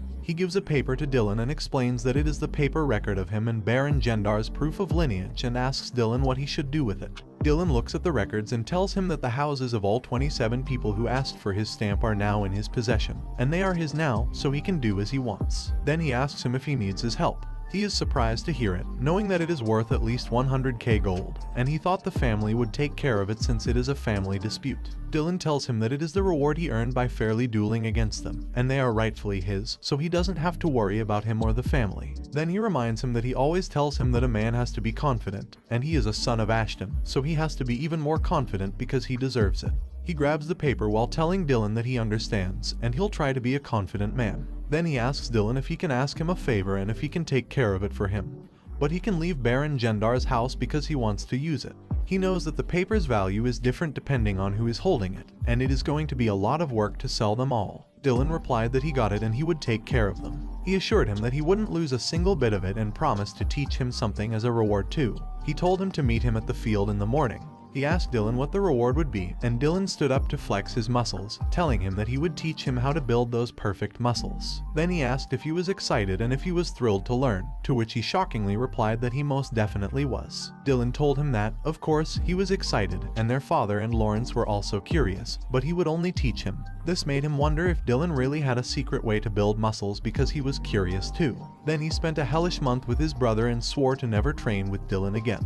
Finally, the day of the academy admission came. Bernard told him to be safe and wished for his great results on his placement exam. He waved goodbye to Bernard while saying he would go easy on it because there was no need to go too hard on a children's test, and he would be back. Dylan asked him if he was really going to go easy, to which he replied yes, and asked Dylan if there was a need to try hard. Dylan told him that he would go back when his admission was over, and he shouldn't worry about him. He was confused because he thought Dylan would tell him to try his best. He thought he could go easy on the exam and just graduate from the academy because the academy was just an excuse to get away from home and not his true purpose. Also, trying to fit in with the kids would only tire him out, so he told himself to just go easy. Later, they arrived at the academy and saw a lot of people walking toward it. He told Dylan that it was pretty busy out there, and he didn't expect admission day to be that busy. Dylan told him that this year was special, and people who delayed their admission were all there now. He wondered if something had happened, knowing that the cafe link didn't have any information about the academy. He even got the list of nobles who were expected to enter that year, so there must be something happening. However, he was not expecting too much from academy life, so it shouldn't matter. But then he was shocked to see banners congratulating Gerald D. Rubin, Templeton family's proud young Master Dalton, Caleb D. Randall, and his name for their admission. He asked Philip what it was when he said there would be no lineages of warrior families this year, and why there were so many names of lineages. Even the prince was there. Philip replied that there was no news about it when they left Mira. He sighed, realizing that he didn't get any news because he spent a month training with his brother Dylan, and even Bernard was busy taking care of the housing problem. But then he noticed his brother trying not to laugh, making him ask Dylan if he could explain what was going on and if he knew about it. However, Dylan just winked at him while telling him that he would soon find out and that he should go easy on the exams. Then he sweetly congratulated him for his admission. He looked at Dylan suspiciously, knowing that something was going to go wrong. But he decided to go inside, and they began to walk in. He called Jake and Pierce to ask if they could go around and gather information and let him know what the test center was like. They both replied yes while Dylan was walking out of the academy. He thought it was a pain in the ass, and there were supposed to be only easy ones there. Also, he could tell there were many higher-up nobles present. He said that he didn't want to contend with kids his age, making Philip ask him what he was saying. But he told Philip not to worry about it because he was just talking to himself. He decided not to worry about it because he could still proceed with his plan. Suddenly, someone shouted for everyone to pay attention because the admission ceremony would begin shortly. Then a man told everyone that he sincerely welcomed them to the Rubin Kingdom Academy, and next, they would be introducing the staff members. He knew that he had already researched the staff members, so he wouldn't have to pay attention. However, he was shocked to see someone appear on the stage while the host said that he would be the Academy's temporary vice president as well as the Magic and Administration Department president. Then, the man introduced Alfredo Gray. He knew that Gray was one of 3 sages on the continent, an 8th circle archwizard, making him wonder why Alfredo was there. Gray greeted them and introduced himself as Gray, the temporary vice president of the academy, and a member of the prestigious and venerable Reuben Kingdom Academy. Raoul knew that the 8th Circle Archwizard, Gray, with his unparalleled illusion and vision magic skills, was also known for his alchemy. This made him wonder what had brought Gray to the academy. Gray was known for wandering around and was even known as the nomadic sage. Even the Gray Tower had to request their own master's location from the Information Guild. This made him question if the person on stage was truly the vice president of the academy. It was different from what he had expected because Gray was supposed to show himself after the alliances were formed. Gray told everyone that the academy would include vision magic training in the curriculum, and that they would be demonstrating it in the placement exam. Then, Spence D. Templeton, the president of the academy, told everyone that, as Vice President Gray had mentioned, there would be changes in that year's curriculum, and the placement exam materials had been updated accordingly. Students should pay attention to the shared material. He thought it was probably still around the same level and had already planned on taking it easy. Spence told everyone that there would be a special reward for one outstanding student in the placement exam, and wished everyone good luck. Then, the system popped up in front of him while he was thinking. He had believed that the test was just for dividing classes, and he had never heard about a reward. But what shocked him more was that the system presented a scenario quest called Placement Exam, with an unknown grade. The objective was to get into the S class through the placement exam, and the extra objective was to top the placement exam. The penalty stated that if he failed to get into the S class, 5% of skill mastery would be deducted while attending the academy. The description mentioned that there were many prodigies entering the academy that year, making it his chance to increase his family's prestige. The rewards included experience points, coins, and an extra reward depending on the result, making him think that the quest wasn't that difficult. He knew that the Academy's sword department had 5 classes, S, A, B, C, and D. The top 60 out of the 600 students could get into the S class, so it would be easy. However, the important part was whether he should aim for the top. He thought he didn't even know the reward for being at the top, so there might not be a need for it. Then Jake reported to him that they said it's a special reward. But it didn't seem that special while handing him the paper. He grabbed the paper and wrote down the top students' perks, which included access to every floor of the Academy library, a personal training center with vision magic training facilities, and personal items from the Academy workshop. He thought it was incredible and that he had to aim for the top because they were offering training centers, access to the library, and personal items from the Academy workshop. He knew that the Academy's lectures increased skill mastery, but he couldn't gain experience or any rewards from them. The reason he had chosen to come to the academy was to meet an important person outside his homeland. He also admitted that hunting monsters and exploring dungeons were more worth his time than listening to lectures. However, if there was vision magic installed in the training center, things would be different, and every summoned monster might be fake. But he could still gain experience points. The only problem is the cost to maintain the magic, but if it were free, he wouldn't have to worry about it. The other reward was the library, which was full of hidden pieces, and he could get hidden quests and skill books with the right information. He also knew that the library's floors were divided by years, but he could access all of them. He thought he would have to wait at least 3 years to fully use the academy facilities, but if he got to the top, it would save him a lot of time. Then Spence told everyone that the test was starting soon and called all the freshmen to gather at the plaza. He clenched his hand in confidence, thinking that it would be easy. He walked toward the plaza with other freshmen, but then someone called him from behind. The man asked him if he was the Ashton kid. He knew it was another Randall and asked the man who he was. Then he told the man that he looked more like a kid than him. The man angrily said that he was as arrogant as the rumors said and that it was why people called the Ashtons rude and creepy. He just turned around, telling the man that he didn't know who he was and that he was busy, so he would go. The man tried to stop him and grab him, but then a hand blocked the man. And Jake told the man that he didn't know which family he was from, but he should stop. The man angrily asked Jake who he was and ordered Jake to move. But Jake just told the man that he didn't want to make a scene there. Then the man whispered to the man that there were too many people watching, making the man cuss and shout that Ashton kids always creeped him out. Then he called Raoul an arrogant person and said he would teach him his place, but Raoul just turned around and walked away in silence while Philip and Jake glared at the man in anger. Later, the freshmen were lined up in the center of the plaza, and he noticed students who came to cheer for their families. He could also see big names like the best knight in the kingdom, Duke Marquis Templeton, the Marquis McNeil's family with an intermediate axe master, Marquis Clifford, and the rising Randall Viscounty. He knew that these 3 families had many students already attending and had great influence inside the academy, giving him an idea of how the place was run. Jake excitedly told him that it was like a festival because he could see many ladies, and he understood why Philip wanted to come there. Philip glared at Jake, making Jake clarify that he already knew their young master, Raoul, would be at the top, and he really wanted to see their faces when Raoul was at the top. Then Jake noticed Raoul's fans struggling and asked if they weren't from their family. Jake sighed, saying that he couldn't believe they were falling behind in a situation like this, and wished him good luck because he'd go take care of them. Philip bowed respectfully to him, and he told them that he would see them later. As he looked at the paper to check the exam instructions and the list of freshmen, he saw familiar names that made him wonder why they were all there. Many of these names were well known in his past life, especially Dalton from Templeton and James from McNeil, who were expected to reach the master level in 10 years. He realized that it wouldn't be as easy as he thought. Someone then announced that the first test would begin soon, and they should move to the small auditorium. He smiled, thinking that they were still just kids, and in his mind, he apologized to them because the top spot was already his. Later, the placement exam began, and the first test was a written exam. He knew that he didn't have to study for a written test since Cafe Link and the system community had all the information he needed. The written test was completed quickly. The second test was the physical strength test, and the man instructed them to enter the gym in groups and follow the invigilator's instructions inside. He entered the gym and was shocked to realize that it was a mana restriction field.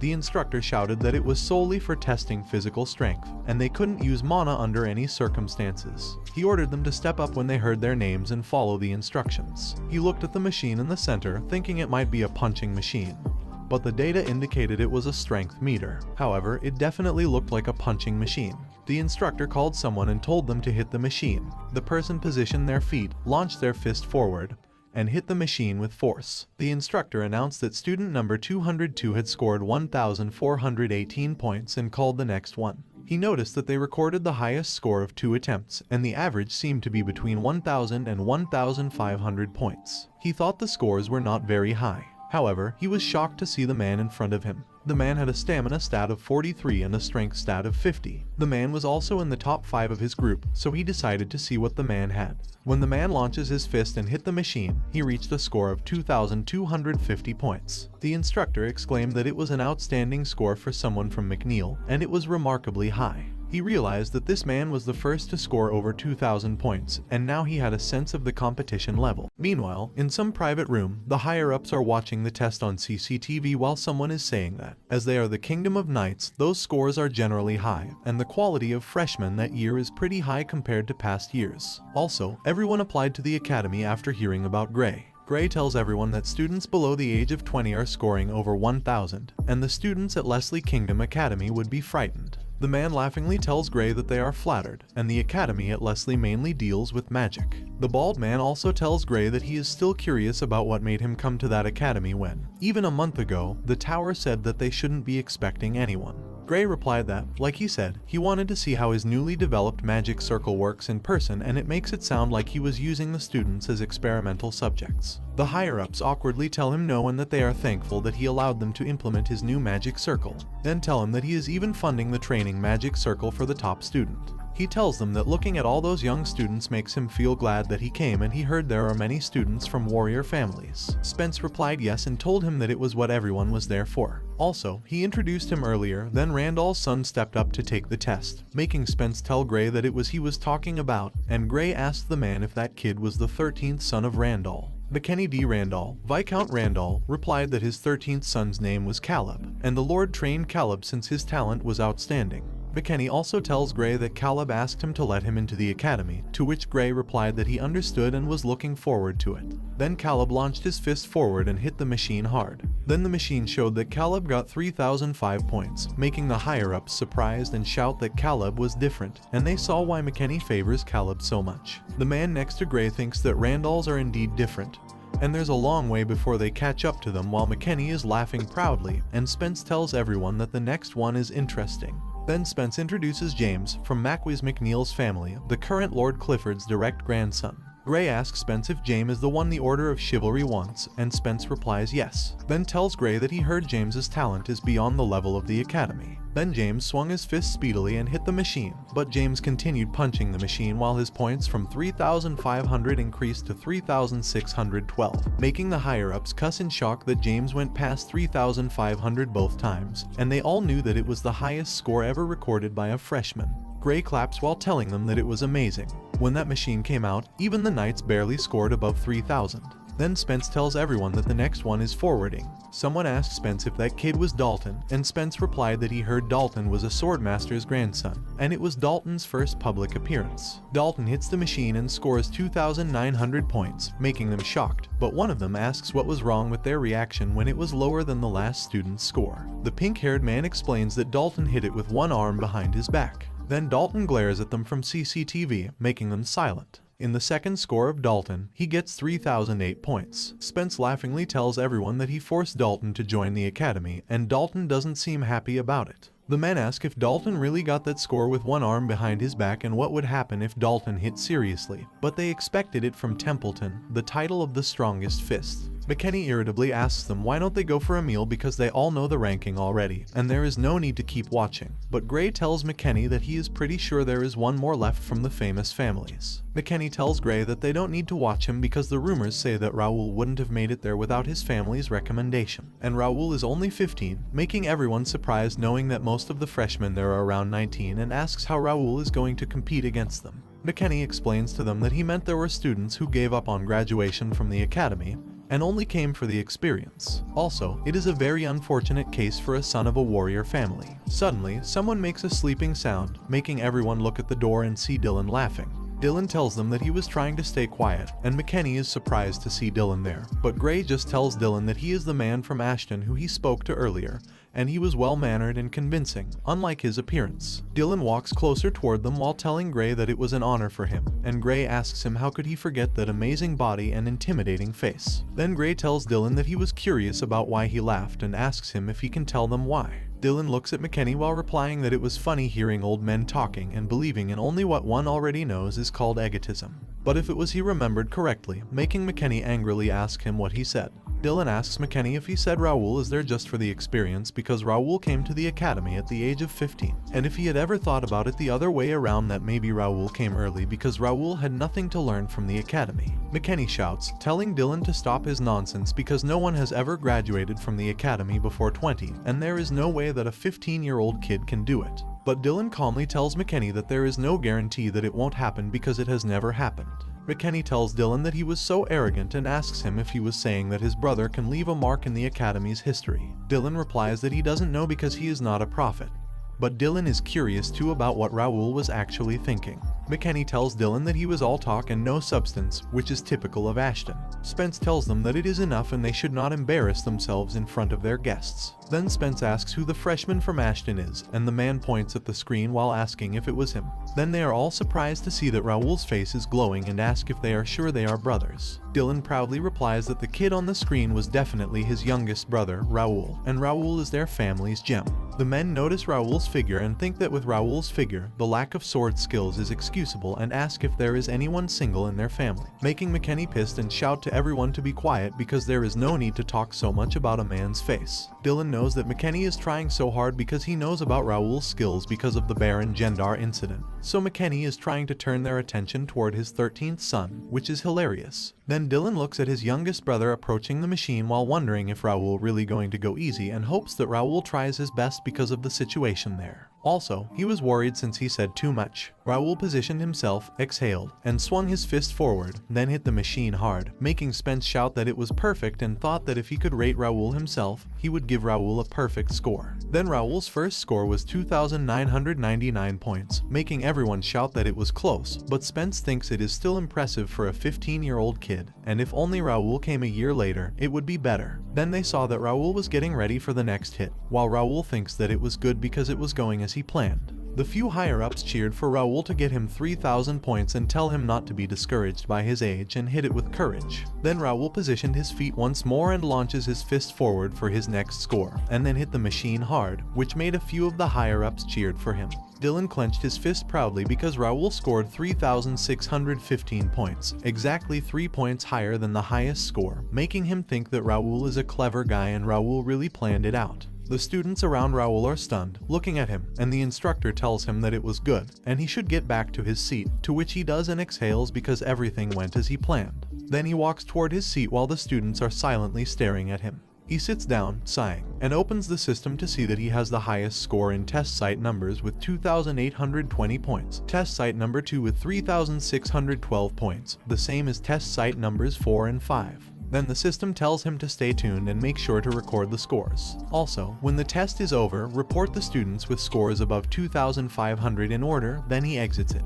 He looks around, wondering if anyone has noticed, and he knows that when he reaches the level of an expert, his physical strength grows exponentially, and the hell training his brother made him go through raised his strength stats to 68, so he could have gotten 4,000 easily. But he had to match the freshman level, which is why he had to gather information and pretend to do his best, and use psychokinesis to reduce the impact when he punched. Also, he had to use the calculator from the game system to make sure he hit the right spot. He doesn't know if he had to do all of it, but the real threat is still unknown, so he thinks it is better to hide as much as he can. He decided to hide it until the other players showed up, knowing that his power, in particular, were ones that people would find strange because when he showed off his power as rank 1 in his last life. As a result, the guilds analyzed his skills and hunted him down, so he had to run away constantly and eventually lost his life. He swears that he was not doing that stupid shit again, so he'll hide himself and kill the show-offs because he was the hunter now. Suddenly, the instructor tells them that the first test is almost over, so they should prepare for the next one, making him surprised and realize that he was thinking too much. Then he decided to check his status before the test ended, and the system showed him that he was currently level 55-56 hardcore mode. His class is a knight with beginner sword expert, and intermediate psychokinetic. Also, his other stats got stronger a bit. Then he saw in the textbook that the next test was the obstacle course, and he knew that it would be mainly about strength and agility, so he'd have to control himself. Then he hoped that Dalton and James do their best this time because he wanted to see where he was at. It was a blessing to be a descendant of the Swordmaster, Duke Marquis, family, but it comes with a fair share of responsibilities. Duke Marquis never forced his children to learn the way of the sword, but his children wanted to keep the #1 title, so they did their best. Dalton is unhappy when people tell him to make sure to do his best so as not to tarnish his grandfather's reputation, and as the Swordmaster's grandson, he better win that tournament because of Dalton's talent. He was forced to be the best. Dalton became better than most people his age, but it stressed Dalton out because he had a carefree personality, so he chose to enter the academy to get away from the boring training. Dalton looked at the scoreboard, wondering why there was a test on the first day of admission, and why everyone was so loud right now. He thought that he should have just stayed home and slept, but Dalton was shocked to see the final scoreboard because it was not what he was expecting. Dalton couldn't believe that James was in second place and knew that he had won against James every time. But James was the best he had ever gone against, making him unable to believe that there was someone better than James. Dalton thought it was interesting while the instructor oriented them that they would now move to the next testing site, so they should line up. Then the students stood up while Dalton looked around, wondering if the first place was a guy named Raoul, and remembered that he saw Raoul somewhere. Then Dalton asked him if he is Raoul. He looks at Dalton and asks him who he is, making Dalton confused, and replies that he is Dalton. Dalton feels like he just saw a glimpse of a golden shine in Raoul's eyes and admits that Raoul is good looking.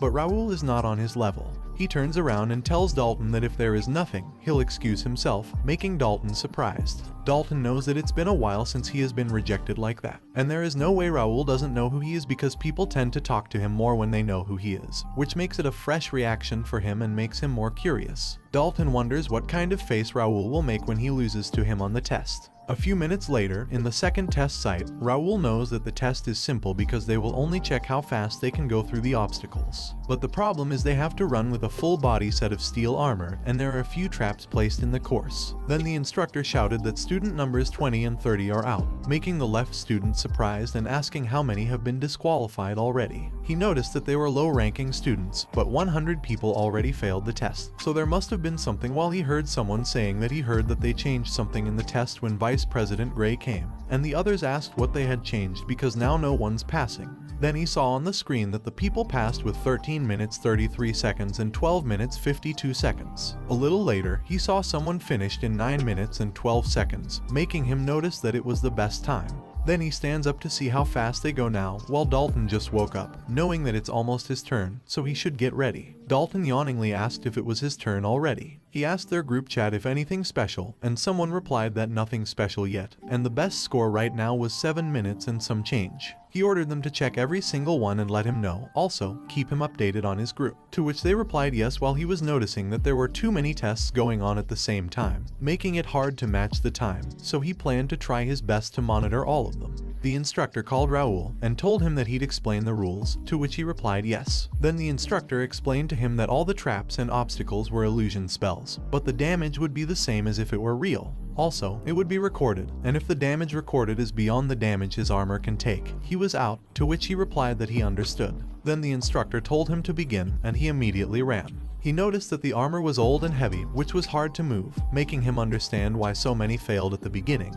But it was not too much for him because he grew stronger after reaching the expert level. Suddenly, he saw obstacle number 1, Torrent, and he ran on, noticing that it was an illusion spell, but it looked very real, making him wonder how many mana stones they used and if they installed all those just for the admission tests. Then he jumped off the obstacles, thinking that it was a waste, and entered obstacle number 2, Forest Traps. He stepped on one of the traps, and arrows flew toward him, but he easily dodged them and continued running and dodging the sharp traps in the forest. He blocked the knife heading toward him with his sword while he was noticing that it was about time for new ones, and then the system popped up while he was blocking the knife. Then he put his sword back on his back and speedily jumped away to avoid the ground breaking. He jumped tree by tree to safely dodge the ground collapsing beneath him while he was busy reading his men's report that James and Dalton are going really fast, and they will pass the test in around 5 minutes. He asked his men if there is anyone else special, and someone replied that Caleb from Randall is going fast, but Caleb is not on James and Dalton's level.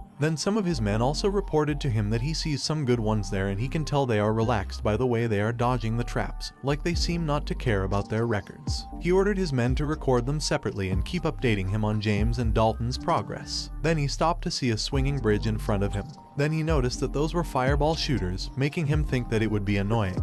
But it won't stop him, so he pulled out his sword and he continued running. Then he lifted his feet up and jumped onto the bridge, speeding forward. He knew that if he maintained that speed, he could run fast across the bridge. However, he felt the strong wind and the bridge shaking, causing him to lose his balance. Fireballs were then released, flying toward him and taking him by surprise. He knew he was going to fall, but he composed himself and sliced the fireballs with his sword. He knew it would be easier if he used a mana blade, but he couldn't reveal it yet. So, he ran forward, slashing at the fireballs coming at him, thinking that it should be enough. Seconds later, he made it out of the bridge and continued running, knowing that the only thing left was the cave part of the course. He entered the cave, aware that the traps inside would be harder to dodge and therefore more dangerous. However, he couldn't stop because there was always a way. On the other hand, arrows flew toward James, but he blocked them using his shield and broke them, finding it annoying. He questioned why he was there. James was irritated, thinking that attending an academy at his age was already annoying, especially being around what he considered inferior people. James had already won in a tournament mostly participated in by people in their 20s and had experience as a capital guard. He believed it was a waste of time for him, as he was soon to be a knight. James was frustrated because he wouldn't have come there if it weren't for his lord's direct orders. There was even a kid from Dalton and a kid from Ashton, making everything more annoying. However, he knew that by putting the task aside, if he lost the top position to them, he would be a total failure. Then he wondered when that cave was going to end. James saw the end of the cave, ran toward it, broke the arrows heading toward him, and jumped out of the cave, landing in front of the screen showing his time was 5 minutes and 15 seconds. He thought he was the winner. James turned around, thinking it would definitely put him in the top spot.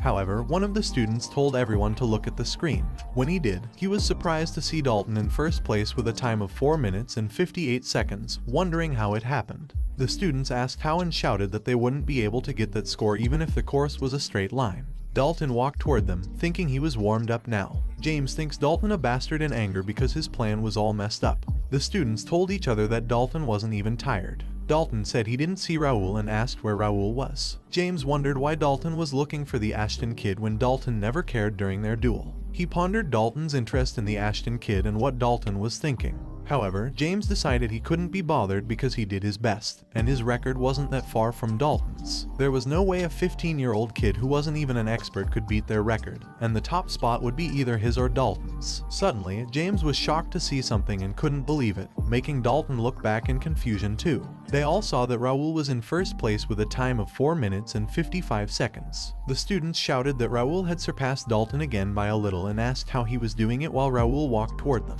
He looked at the scene and was glad that he matched the record well, while James shook in anger, wondering how Raoul did it when he wasn't even an expert. Dalton thought it was very interesting, and academy life wouldn't be as boring as he thought. Meanwhile, in the room, one of the higher-ups said that Raoul was in first place in the last test as well, which meant Raoul would be taking first place. Then they congratulated Dylan and told him that it was amazing, to which Dylan thanked them while McKenny angrily walked away. Spence told him that it was very interesting, especially Raoul's movements, and asked him if Ashton County taught ranger techniques at a young age. Then the man told Dylan that he expected Raoul to be more straightforward than James. Dylan laughingly told them that Raoul is a special one in their family and that Raoul has learned various skills. Dylan knew that he had to answer them, but even he wasn't expecting Raoul to get through those courses like that.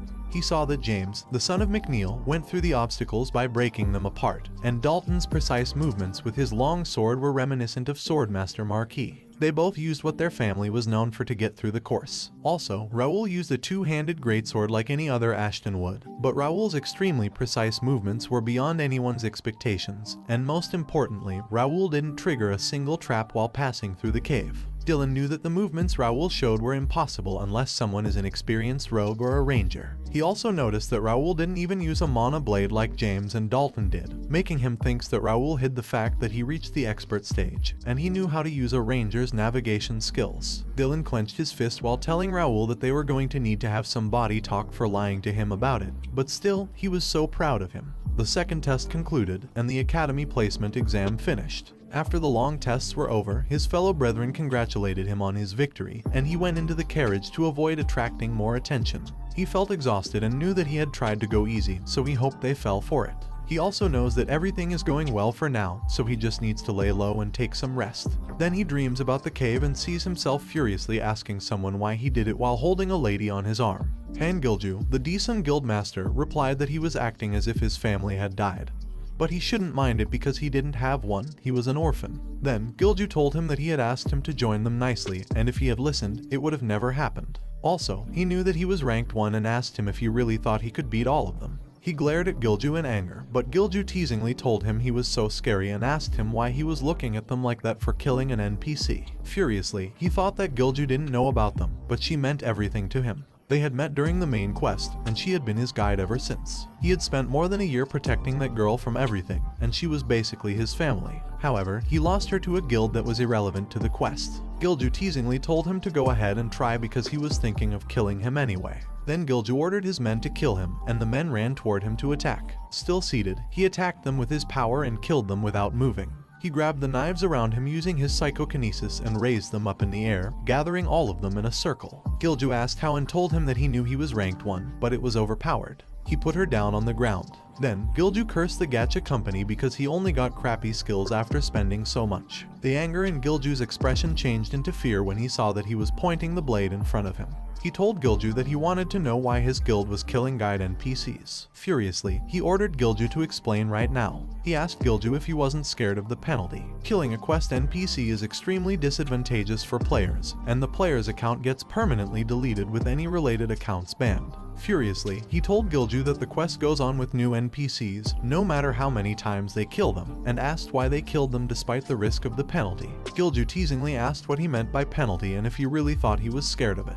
Then, Gilju told him that only peasants like him cared about it and that he should face the truth that many people were willing to kill NPCs for 10,000. He grabbed Gilju by the collar, calling him a bastard and telling him to stop the nonsense and answer his question. Gilju just asked him why he would stop when he was going to kill him anyway and told him that even if he killed him, he'd just buy a revive with some pocket change. He cursed, remembering that he had heard about Gilju being the grandson of a family that owns one of Korea's top 5 companies, Desun, while Gilju told him to try as much as he wanted. He said the person with the most money wins in real life and the game. But he just grabbed Gilju's head, thinking it didn't change his mind, and snapped Gilju's head, killing him in an instant. That day, he swore in front of the girl he couldn't protect. He tearfully asked her why not and told her that they should do it. Then, furiously, he told Gilju that he would kill him until he got sick of dying in that game, swearing that he would get rid of the Desun Guild from that game. Then he woke up, thinking that it was the first time he had dreamt about his past life, feeling that something was off. An envelope popped up while he was thinking that he couldn't keep the promise he made with that girl. He clicked the envelope icon, wondering what it was and if it was something related to the notification he just heard. Then he opened it, and it thanked every player using their Connect system, announcing their new update and schedule. It showed the pre-scenario V10 update, a hidden ancient dungeon opening, a dimension gate system, some NPCs turning into quest NPCs, and a guild system update. The date of the update was a month from now, which in Connect time was 521, May 28th. Also, depending on the progress of the pre-scenario, there would be a larger update in the future with open beta service. He was shocked to see it, knowing that it would happen eventually, but he wasn't expecting it to be that early. He knew that it meant he would see Gilju again soon and swore that he would protect her this time. The only problem was that he couldn't predict the exact time of the update, so he was not prepared enough. He realized that he had a month left, and nothing would happen right after the update, but he knew that if he lost that chance, his plan would be delayed a lot. So, he had to hurry. He thought that he had to dominate the scenarios and get as much as he could before any other players joined because the future decisions depended on how he used the time he had. He scratched his head, realizing that he would have to level up and expand his guild first. He had to visit the Academy Library as soon as possible and wondered when he could visit the other free cities. He asked himself if he even had enough time for all of these tasks and decided to plan as much as he could that night. Raoul stayed up all night, planning everything and creating the most efficient and concrete plan. Meanwhile, in someone's house, Silver Zero, the Imperial Hound leader, told everyone that they should begin. Someone reported about the royal house first. The man began by telling everyone that the king hadn't shown himself at any time except during regular meetings, and the Sword Emperor did not appear at his grandson's admission, but rather at President Marquis McNeil's freshman. Silver Zero praised them for their hard work and told them that morning, the home base passed the order, so exactly a month from that day, the grand plan would begin. The people in the meeting cheered and shouted that their hard work would finally pay off, but Silver Zero slammed his hand on the table, telling them to be quiet.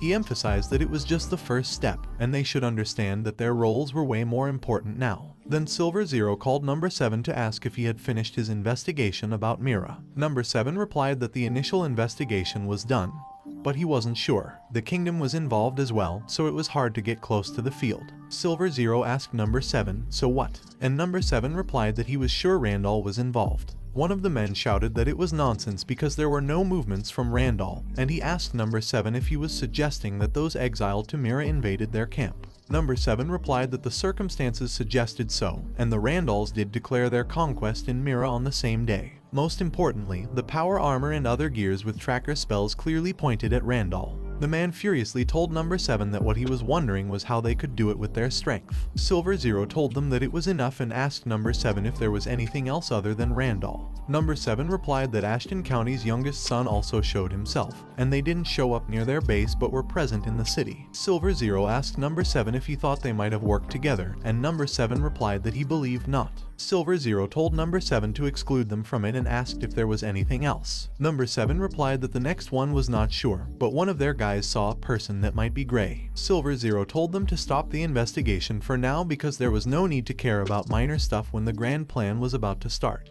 They should end it with a warning to Randall for now, to which they replied as he said. Then Silver Zero asked Number 3 about what happened at the academy and told Number 3 that he thought James was supposed to take the top spot according to the plan. Number 3 replied that there was an unknown variable, and they kept Dalton in check, but Ashton County's youngest son, Raoul, came out of nowhere. Silver Zero called Number 6 to ask what was going on because he thought he was in charge of Ashton. Number 6 replied that honestly, he didn't know what to say. Raoul showed no talent last year, but he started showing great skill this year. Still, Raoul was within their control, but he wasn't sure if Raoul was hiding anything. Silver Zero asked Number 6 if Raoul could affect their plan, and Number 6 replied that he believed there was no chance of it because Raoul is still a 15-year-old kid.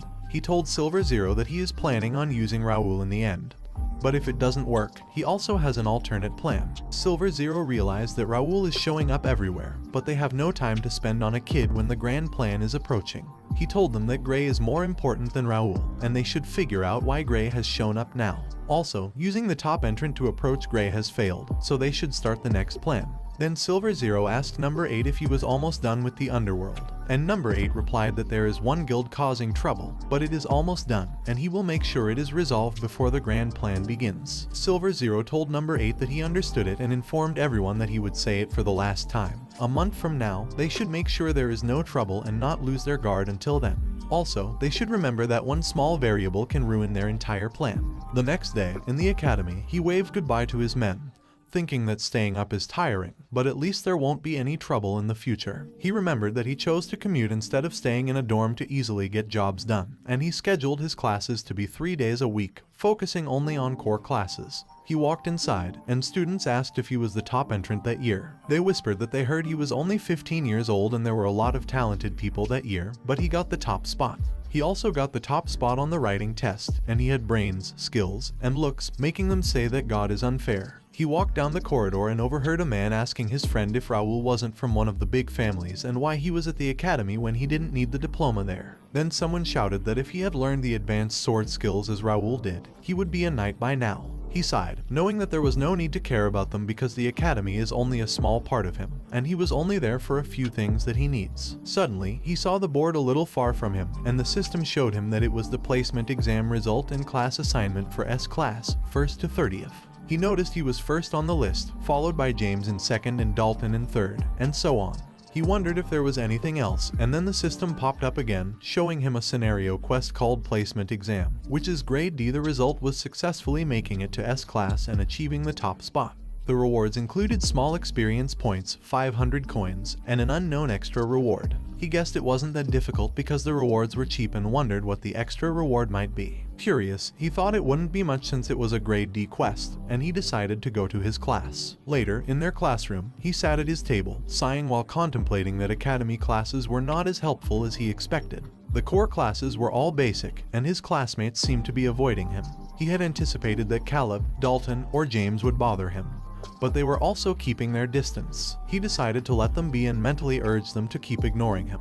Overall, he thought it wasn't a bad first day. As he pondered, someone called his name, prompting him to stand up and acknowledge that he was Raoul. The person informed him about the perks he received as the top entrant and explained that if he showed the information at the library or during training, he would be registered. Additionally, Vice President Gray was looking for him, so he should visit Gray right away. The system revealed that his extra reward was meeting Grand Sage Gray, a revelation that left him in disbelief.